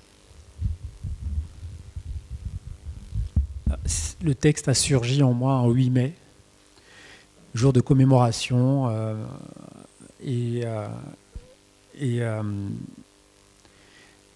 y a eu comme un vertige en fait. J'avais ce jour-là la télé allumée et une commémoration. Et avec ces mots, plus jamais ça, plus jamais ça. Et en même temps, des bombes pleuvaient sur Gaza en fait. Voilà, le texte a surgi comme ça, avec cette urgence-là de... C'est Suzanne Césaire qui parlait du grand camouflage. Suzanne Roussy Césaire, là, qui était poétesse, qui était journaliste, et qui parlait du grand camouflage. Et voilà, le texte a surgi pour dire aux damnés de la terre qu'on était plusieurs à tenir à leur côté, même si on ne pouvait rien faire pour empêcher les bombes de tomber. On pouvait dire de quel côté on était, on pouvait dire que, comme Mahmoud Darwish le dit merveilleusement, aucun peuple n'est plus petit que son poème. On pouvait le dire, ça. On pouvait le dire. Et on pouvait, en plus de le dire, se le dire, le partager et organiser des moments pour faire humanité ensemble. Et dire que les damnés de la terre, c'est nous, c'est eux, c'est toutes, c'est tous. Mais c'est aussi finalement à ces endroits-là, dans ces endroits-là, au cœur de ces moments-là, comme redit Mahmoud Darwish, dire que nous aimons la vie, même quand nous n'en avons pas les moyens, en fait. Nous aimons la vie.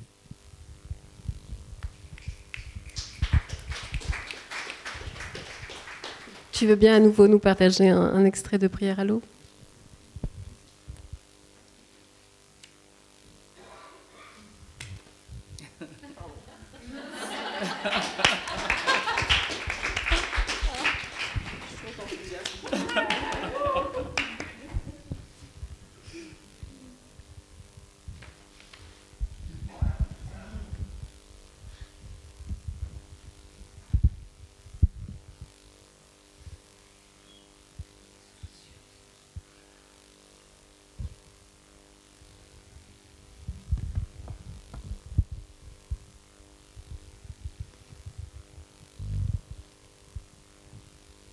Oui, mais on commémore ici et des bombes sèment la mort là-bas.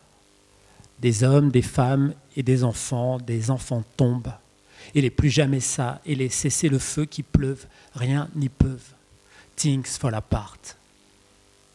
Et au milieu de la violence et de l'absurde, la poésie est le sens des choses qui s'enfuient. La beauté toujours envisagée, toujours recherchée, toujours trouvé quelque part dans une phrase étincelle, le sourire irradiant d'un amour, la grâce de certains silences, mère nature verdoyante, les arbres et leurs feuilles au printemps, la roche qui sourit, la rivière émeraude sereine, le chant d'éternité de Sita, les refrains des tisserands de Sousa, le soleil après l'orage, des notes de lumière au piano, simple et délicieux, l'horizon, au loin, au plus près de nous, la vague heureuse qui déferle pleine et déverse sa joie aux pieds des filles et des fils de la terre, du ciel et de la mer que nous sommes. La poésie est le sens que nous donnons à la vie. La poésie est le sens que nous ordonne la vie. Envers et contre tout. En vers et en prose et en actes et avec toutes celles et tous ceux qui continuent obstinément à croire qu'un autre monde est possible. Oui, mais on commémore ici et des bombes sèment la mort là-bas des hommes, des femmes et des enfants tombent et les plus jamais ça et les cessez-le-feu qui pleuvent, rien n'y peuvent, things fall apart. Et je pense à Gaza, à Sderot, au Kivu, à l'Ukraine, à la Syrie, à l'Irak, à l'Arménie, à la Centrafrique, au Rwanda, au Nosso, au Cameroun, à Haïti, à 14-18, à 40-45, à l'Algérie, au Vietnam, au Japon, à la Yougoslavie, au Tibet, à tous les peuples et pays qui souffrent et ont souffert. Je pense, oui je pense, et j'ai mal au monde. Je pense, oui je pense, au 7 octobre, au 7 avril, au 7 mai, au camp de concentration et au train de la mort, aux caravelles de malheur, aux otages, aux familles innocentes, à toutes les guerres sales, quoi qu'on en dise, à tous les attentats perpétrés contre nous-mêmes, à tous les génocides et à tous les crimes de guerre commis par l'homme sur l'homme, je pense, et j'ai mal à l'homme, j'ai mal au monde. Things fall apart. Et il en faut de la foi. Pour croire encore, croire toujours. Penser contre soi-même parfois pour rester du bon côté, celui de la vie. Le seul côté qui vaille tous les efforts et toutes les peines, celui de la paix. Things fall apart. Depuis la nuit des temps et les minutes de silence d'hier ont précédé celles d'aujourd'hui qui précèdent celles de demain, qui elles-mêmes précéderont celles d'après-demain. L'être humain n'en aura pas fini avec la violence tant qu'elle n'en aura pas fini avec lui.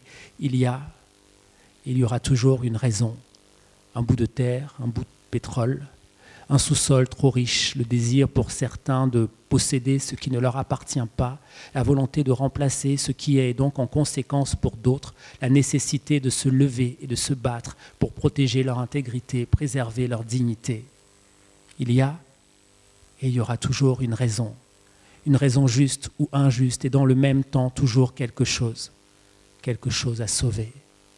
Alors, au milieu de l'absurde et de la violence, le sens et la poésie des choses qui s'enfuient, nos liesses claires d'êtres vibrants, nos envies et nos voix qui comptent aussi.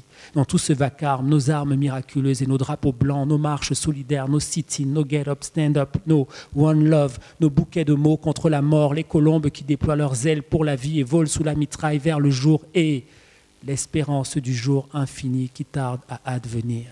Things fall apart.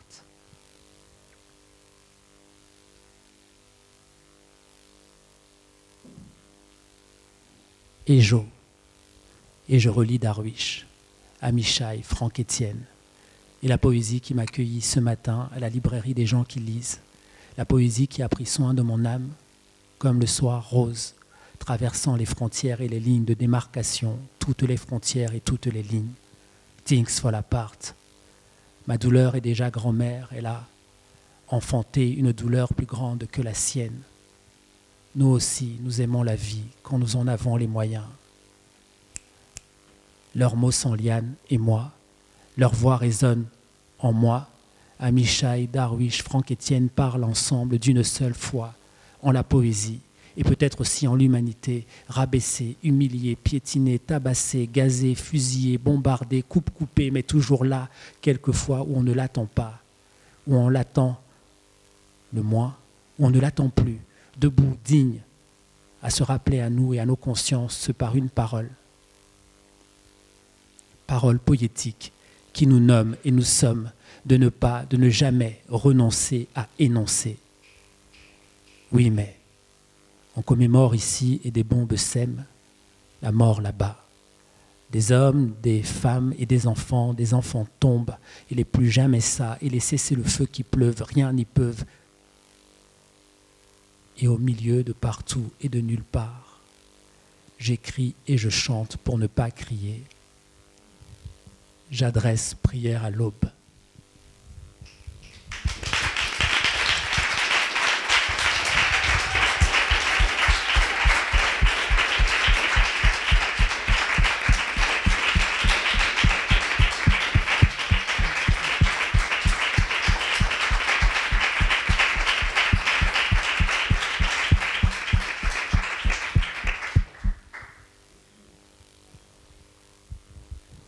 Merci.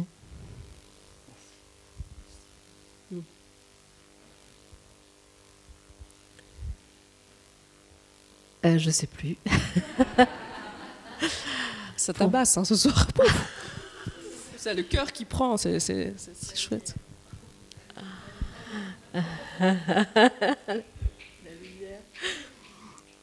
Pour la deuxième scène ouverte, je vais appeler Maxine, Rogine et Dania qui avait merveilleusement ouvert le bal et qui va le fermer aussi.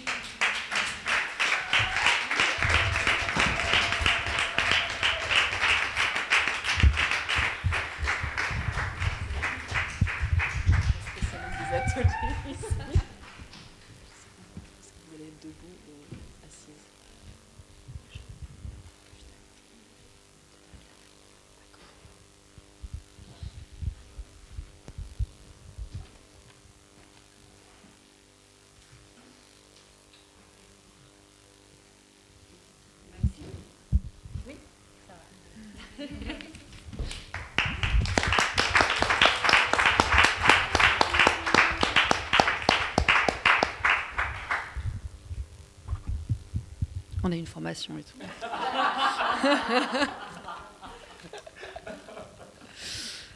Ok. J'ai fait brûler l'espoir au fond des feux des autres, autour desquels je danse, faute d'avoir le mien. Il était beau pourtant, parfois je m'en souviens. Enfin, je me souviens surtout qu'il a été éteint. Et je ressens ce vide, ce froid au creux de moi. J'ai la gorge nouée, les mâchoires qui se serrent et le corps effondré d'avoir un jour brillé, d'avoir brillé si fort. Parfois, je m'en souviens. Je me souviens des monstres. C'est eux qui m'ont trouvée. C'est eux qui, tard le soir, quand j'avais peur du noir, venaient border mon lit, me contaient des histoires contre un peu de chaleur. Ils ont pris tout mon feu. Ils en ont fait le leur. Je brillais bien trop fort, ma seule explication. Il ne faut pas briller, j'ai appris ma leçon. Je l'ai fait tatouer, graver dans les ridules de ce cerveau d'enfant, ce cerveau mal formé, ombre parmi les ombres, fuyant ces étincelles, portant le feu des autres à bout de bras, errer. Jamais trop là, jamais trop moi, éternellement petite. Petit feu tout petit, étouffé, inondé, jeté comme un mouchoir, un mégot de cigarette sur le bord du trottoir. J'ai écrasé l'espoir, je n'avais pas le choix.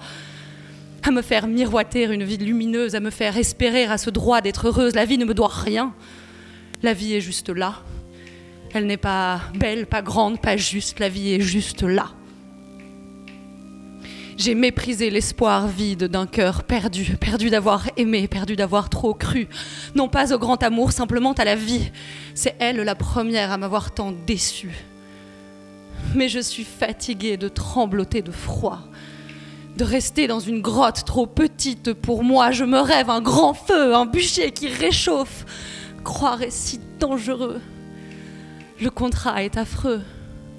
Je dois aimer la vie et sans le moindre doute, avec certitude, savoir qu'à nouveau elle brisera ce pauvre palpitant qui ne palpite pas, croire de toutes mes forces et sans le moindre doute savoir qu'après chaque éclaircie se cache la tempête, que le bonheur ne dure et que tout a une fin. Plus j'anime l'espoir, plus je me vois voler et plus le sol en bas risque de me ruiner. Je dois croire qu'encore je peux me réparer, encore m'envoler, retomber, réparer, m'envoler, retomber, réparer. On me parle d'espoir et je demande comment je me rallume après tellement d'années. Puis j'ai trouvé des braises, enfuies sous le charbon. Perdue dans les poussières des vestiges de mon être, j'ai retrouvé des braises et la petite en moi, celle que j'ai été, a de toutes ses forces, toutes ses maigres forces, soufflées, tentant de raviver ce que tant ont éteint. Alors pour elle, j'ai fait brûler l'espoir dans le feu qui m'anime et je l'ai fait grandir à ne plus rien y voir. Maintenant que ces monstres, je les ai chassés, je peux fermer les yeux et me laisser porter au rythme de mes flammes, au tambour de mon âme, faire brûler tous les si, les comment, les pourquoi, juste fermer les yeux et me laisser chanter comme toutes ces autres l'ont fait avant moi. Traitez-moi de sauvage, tentez de me dompter. J'ai réveillé le feu et croyez-moi, cette fois, je compte le garder.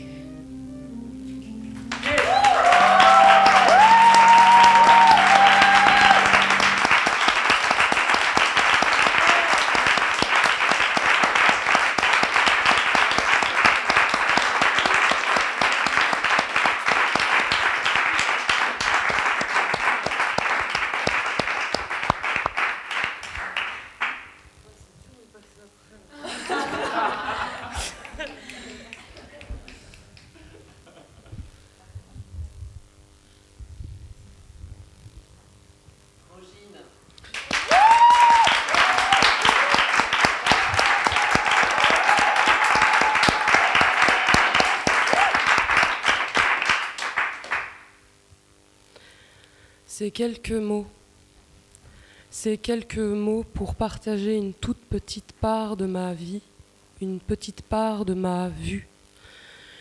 Une part que j'ai toujours tue mais qui m'a pourtant formé l'esprit et m'a fortifié, malgré tous les coups durs et les coups bas que j'ai traversés dans ce pays, dans cette société où nous sommes quelque part tous abîmés. J'ai l'héritage d'un résistant, d'un exilé, d'un père adoptif qui a passé 6 années en prison en Iran après la révolution de février 79. Se faire humilier, se faire torturer, voir des milliers d'hommes se faire pendre devant ses yeux, et pas que les siens d'ailleurs, et regarder la vie de ses amis disparaître. Rester seul entre 3 murs et des barreaux sans fenêtre, parler aux fourmis pour ne pas oublier son français alors qu'il a été diplômé ici en Belgique. Ce sont des détails que j'ai écoutés dès mon enfance. Il m'a tout expliqué du mieux qu'il pouvait. Il m'a parlé du monde, du Moyen-Orient, de l'Occident, de l'Afrique et particulièrement des États-Unis et leur point de mire à travers le capitalisme.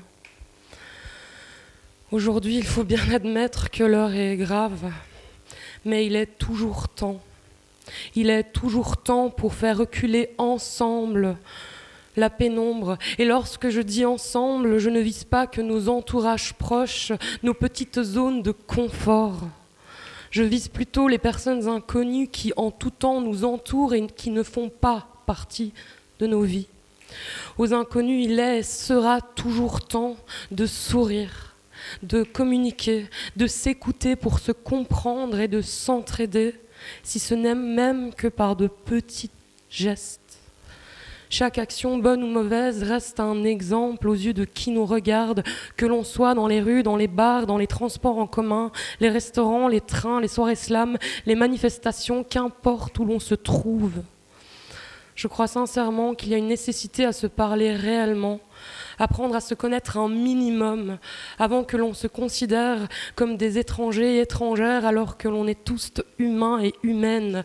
On est à Bruxelles, la multiculturalité est une richesse et elle doit le rester. Elle doit le rester, c'est un cadeau, à nous de ne pas l'oublier.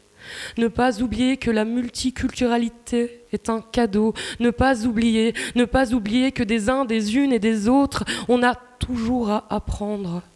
Ne pas oublier qu'il n'y a qu'une seule et unique race, cette espèce, celle de l'humanité dans ses plus belles facettes. Et comme Asma, qui n'est d'ailleurs pas là, aime le rappeler, dans le mot humanité, il y a un mot que l'on retrouve également, c'est le mot unité. Personnellement, je refuse de croire que la nature humaine est laide et reflète ce monde si sale. Il est donc temps de choisir de quel côté de la barrière on est vraiment. Alors non, personne n'est parfait, mais je crois tout simplement qu'offrir la meilleure version de soi à soi-même et aux autres, c'est essentiel en ces jours où tout devient de plus en plus obscur. Le temps est à la résistance. Le temps est à la résistance, peu importe les regards pleins de jugement. Aujourd'hui, agir devant les yeux de corps inertes est un acte courageux, à réitérer sans limite, car les barbares de ce monde ont fini par faire coalition partout sur le globe et par nous ôter peu à peu le moral. Ensemble, le temps est à la résistance. Vous ne devez jamais avoir peur de ce que vous faites quand vous faites ce qui est juste. Rosa Parks.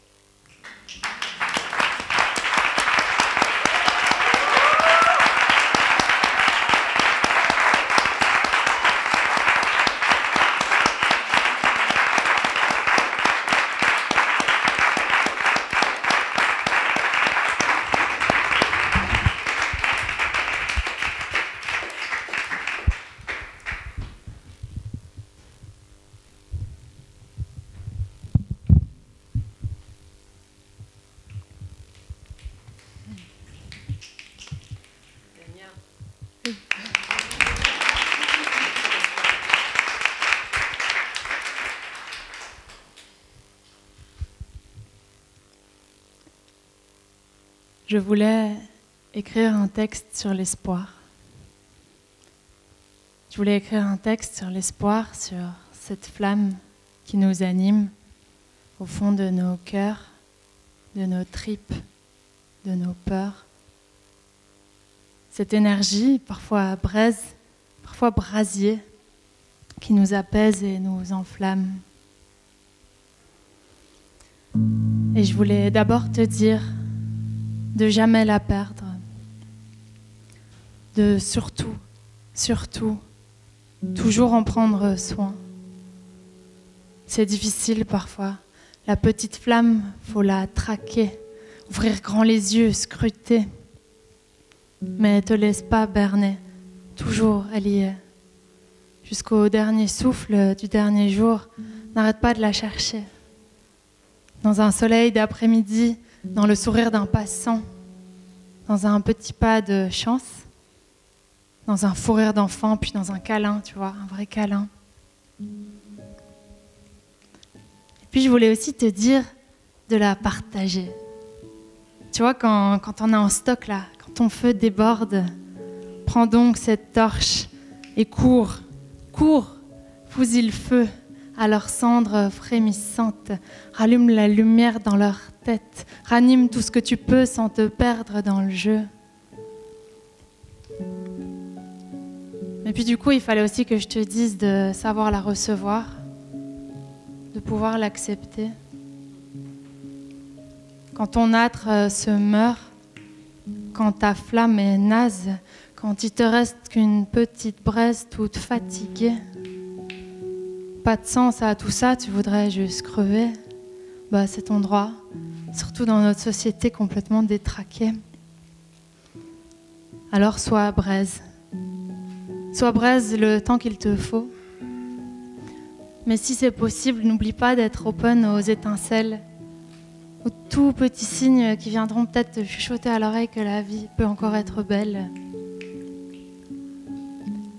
Et j'avais aussi envie de te dire de l'apprivoiser, de l'observer, tu vois, vacillante en toi, sans forcer, de l'honorer quand elle te réchauffe le cœur à l'en faire brûler, mais aussi de la consoler quand sous la pluie noire elle perd de sa beauté, de lui faire confiance, quoi. Elle sera toujours là, vaille que vaille.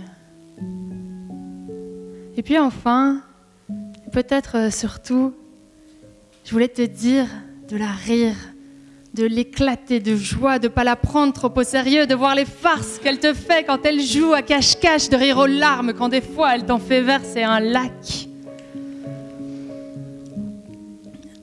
Moi, je voulais créer un texte sur l'espoir. Je me doutais pas qu'il en sortirait une prose pyromane. Je voulais créer un texte sur l'espoir. Au final, j'ai juste écrit un texte sur une flamme. Merci.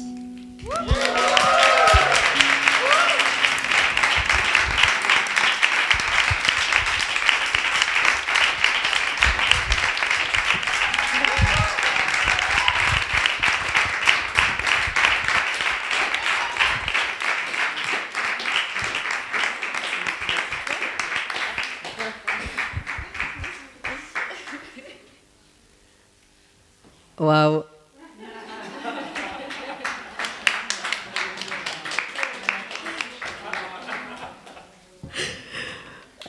Merci.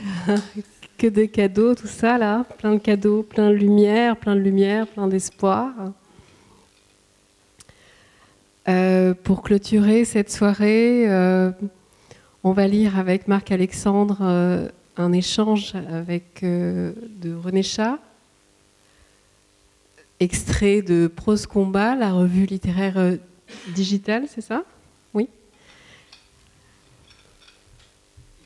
Il est où le texte? Tu veux lire un texte de Marie? Oui. Allez. Allez.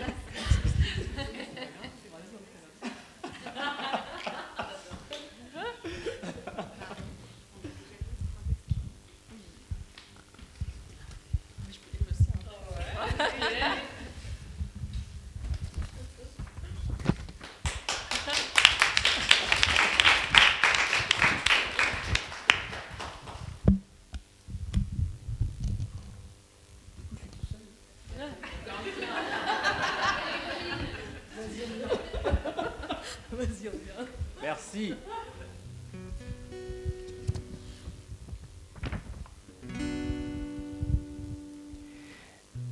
Écoute. Ma bouche laiteuse comme un bloc nerveux du cosmos brutal, de la mer féline sans fin, j'habite l'île aux pieux d'où le bélo revient. Sage noir, magie blanche dans une tornade d'embrun, j'assassine l'enfance, condamne l'âge mûr et rapproche du divin. Elle est à 6 heures sur les marches de l'échelle du temps, un secret giratoire encellé dans la gorge s'éclate sur la roche où remonte l'ineffable, sauf pour les ongles des poètes aux synapses trop longues qui veillent sur le sommeil des rêveuses alanguies de l'aube. Qui suis-je alors? Si je te parle pourtant, tu m'as vu dans la sève d'un cortex désolant et de toute ton immense petitesse, tu t'es logé en mon fort intérieur. J'ai nourri ta promesse par une grêle d'antan qui succombe à l'appel et du large et des champs. Dans les remous de ta mémoire, une esquisse est défaite, peine à rester au quai des falaises. La nature qui l'habite est solide et bien faite. Il n'y manque que la drisse pour escorter son port d'un tissu aérien, revêtant les reines nubiennes et leurs diocèses et leurs amantes. Tout ici est chez toi, si tu peux y grandir sans perdre ton amour. Alors accorde-toi un pied nu sur sol meuble et le creux d'une main salée par l'océan. Si je suis ton énigme, tu en es la sphinx. Tu n'es pas plus humaine que le rire qui t'attend, ton reflet au miroir manque. Et les jours de pleine lune, ta fourrure gonfle, pourtant parmi le monde tu vas et tu vis comme parmi les tiennes. Adelphes de leurs gestes, mime de leur chaleur, tu caméléones liquide et tremblante avec elle.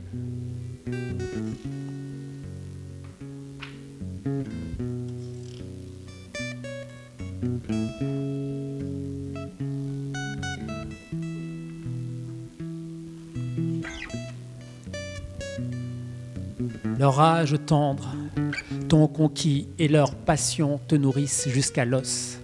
Que ne t'es-tu oublié sur leurs rives, stylet abandonné, exception de la vie humaine et de la nature, liée par le vertige, terrassée par la solitude. Tu es ce tiers d'héroïne dans le lugubre. Nous avons commencé à danser auprès de toi dès le départ. Quand le coup de temps nous a surpris, toute entrée en matière est attirante, sans violence comme un tourbillon. Elle vous fait prendre le dessus sur ces lubies-là. La réalité esthétique reçoit son atmosphère onirique. L'étrange dans le banal, le neuf dans le vieux, le pur dans l'impur, c'est être complet. Alors, nous avons imprimé dans la dignité l'âge que nous avons atteint aujourd'hui et sa très lente digestion. Pourquoi survivre? À l'alcool, à une drogue, au choléra, à la rage, à une maladie du cœur, à une congestion cérébrale, à une agression lors d'une soirée post-électorale. À toi, lectorice, lorsqu'il a fallu une descente dans le maelstrom et la mort d'un matin sur le Wissahickon, aucune raison, aucune. Au 68e degré de latitude, au mât de Misaine, ta mer lente n'est qu'une petite impasse. Des poèmes et autres fragments qu'Edgar Allan Poe conduit par-delà les siècles, par-delà l'art, tu es l'humaine, et puis un univers, un choc engendre le poète. 50 bruits courent autour de ses cheveux de boucle marginale.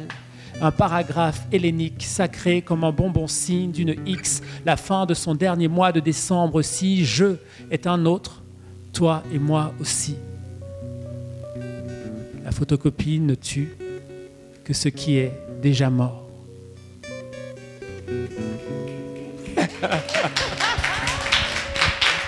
Marie Dara.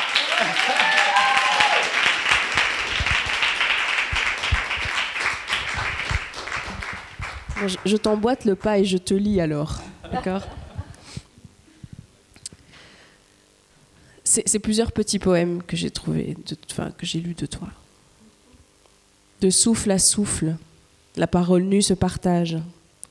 La cité dans le jour bleu se lève et le rêve sur mes lèvres prend feu. Possession de nos corps couleur ébène, nos cœurs écorces de peine. Interroge l'Afrique, la Caraïbe, le tout-monde qui coule dans nos veines si seuls. Qui sommes-nous? Où allons-nous? Seuls nos poèmes le savent. Fils d'un cyclone et d'un volcan, je suis descendu de mon arbre tropical pour casser le mythe du bon sauvage au passage, faire taire les cancans colorés, les paysages au passage et donner à goûter aux esprits indigents, condescendants, mon humanité. D'indigènes et d'andis dissidents, descendant de nègres marrons, je suis venu dire qui j'étais, qui je suis. Qui je suis? Un nègre noir, debout, nègre, noir, humain, digne et fier, comme la parole de Césaire, poudrière, feu. Rumine. fulmine, expulse ta colère. Rien de beau ni de bon ne peut survenir d'un acte ou d'un mot d'orage irréfléchi. Et un petit dernier pour la fin. J'hiver, j'automne, je printemps, je parole, je silence, je vacarme, je cascade, pour ne pas mourir sans avoir été. Marc-Alexandre.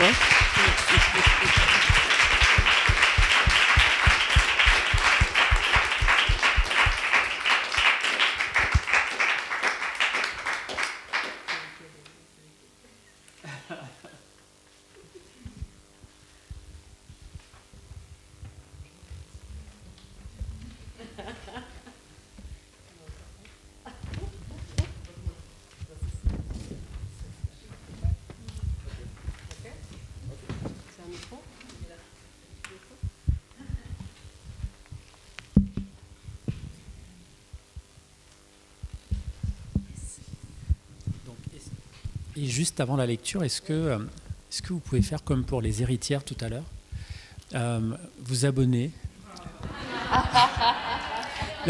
La page, c'est Prose Combat, c'est sur Instagram, Prose Combat, et c'est un journal d'ailleurs auquel je convierai certains d'entre vous. Je serais très heureux, au nom de la rédaction de Prose Combat, de compter des plumes d'ici dans les prochains numéros. Voilà, vous regarderez, c'est un journal de résistance et d'espérance. Et on aura l'occasion d'en reparler un petit peu. Et voilà. Et merci aux héritières pour le... Je ne savais pas qu'on pouvait faire ça.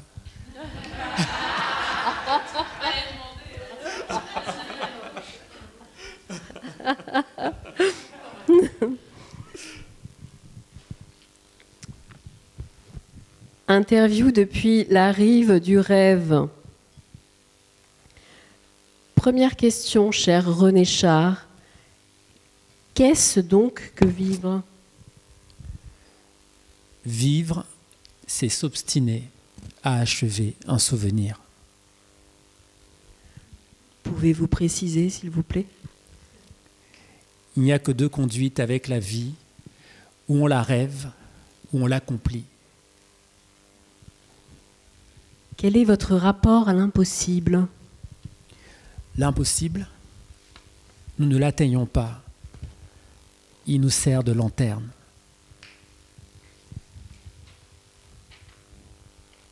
Comment regardez-vous notre époque ? L'essentiel est sans cesse menacé par l'insignifiant. Si vous deviez donner 2 ou 3 conseils à une ou un jeune qui nous lit et qui doute d'elle, de lui, quel serait-il ? Émerge autant que possible à ta propre surface. Juxtapose à la fatalité la résistance à la fatalité. Hâte-toi de transmettre ta part de merveilleux, de rébellion, de bienfaisance. Impose ta chance, serre ton bonheur et va vers ton risque. À te regarder, ils s'habitueront. Et si nous entrions avec vous dans l'atelier du poète, que nous diriez-vous ? Le poète vivifie, puis court au dénouement. Au soir, malgré sur sa joue plusieurs fossettes d'apprentis, c'est un passant courtois qui brusque les adieux pour être là quand le pain sort du four. Un poète doit laisser des traces de son passage, non des preuves. Seules les traces sont rêvées. Parlons de la liberté, si chère à votre cœur, voulez-vous ? À tous les repas pris en commun, nous invitons la liberté à s'asseoir. La place demeure vide, mais le couvert est mis. Quelle différence pour vous, s'il y en a une, entre le poème et l'amour ?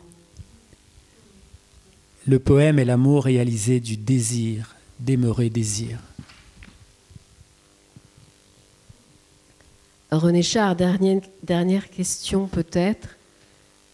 Que signifie le mot résistance pour quelqu'un comme vous qui déposa la plume pour prendre le maquis et les armes ? résistance n'est qu'espérance. Merci.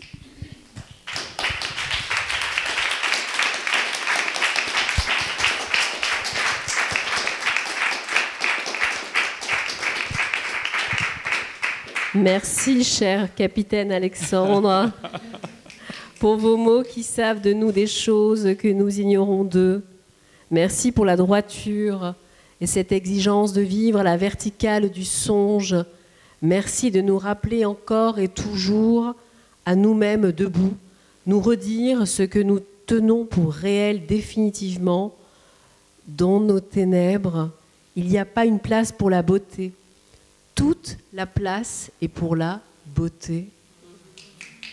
Toute la place est pour la beauté. Et on ne se bat bien que pour les causes qu'on modèle soi-même et avec lesquelles on se brûle en s'identifiant. Embrasons-nous. Dania, embrasons-nous. Merci, merci.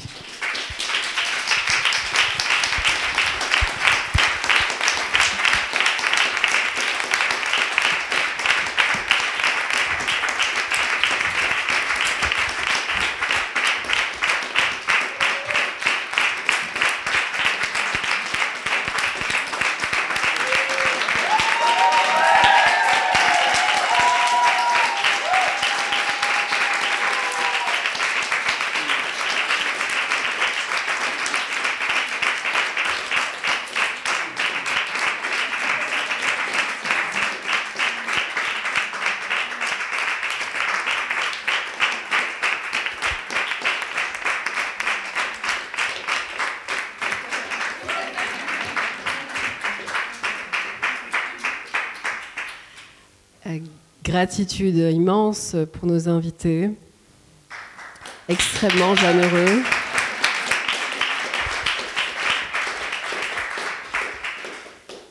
Pour tous les invités de la scène ouverte qui ont été incroyables.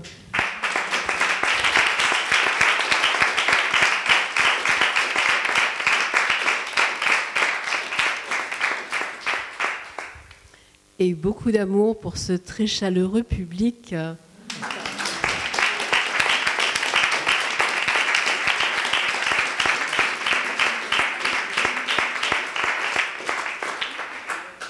Merci beaucoup, on se retrouve dans un mois, d'accord ?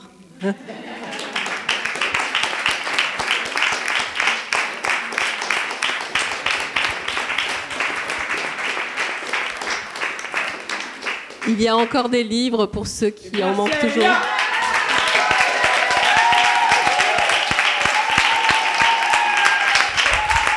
Et comme dirait Elia, waouh.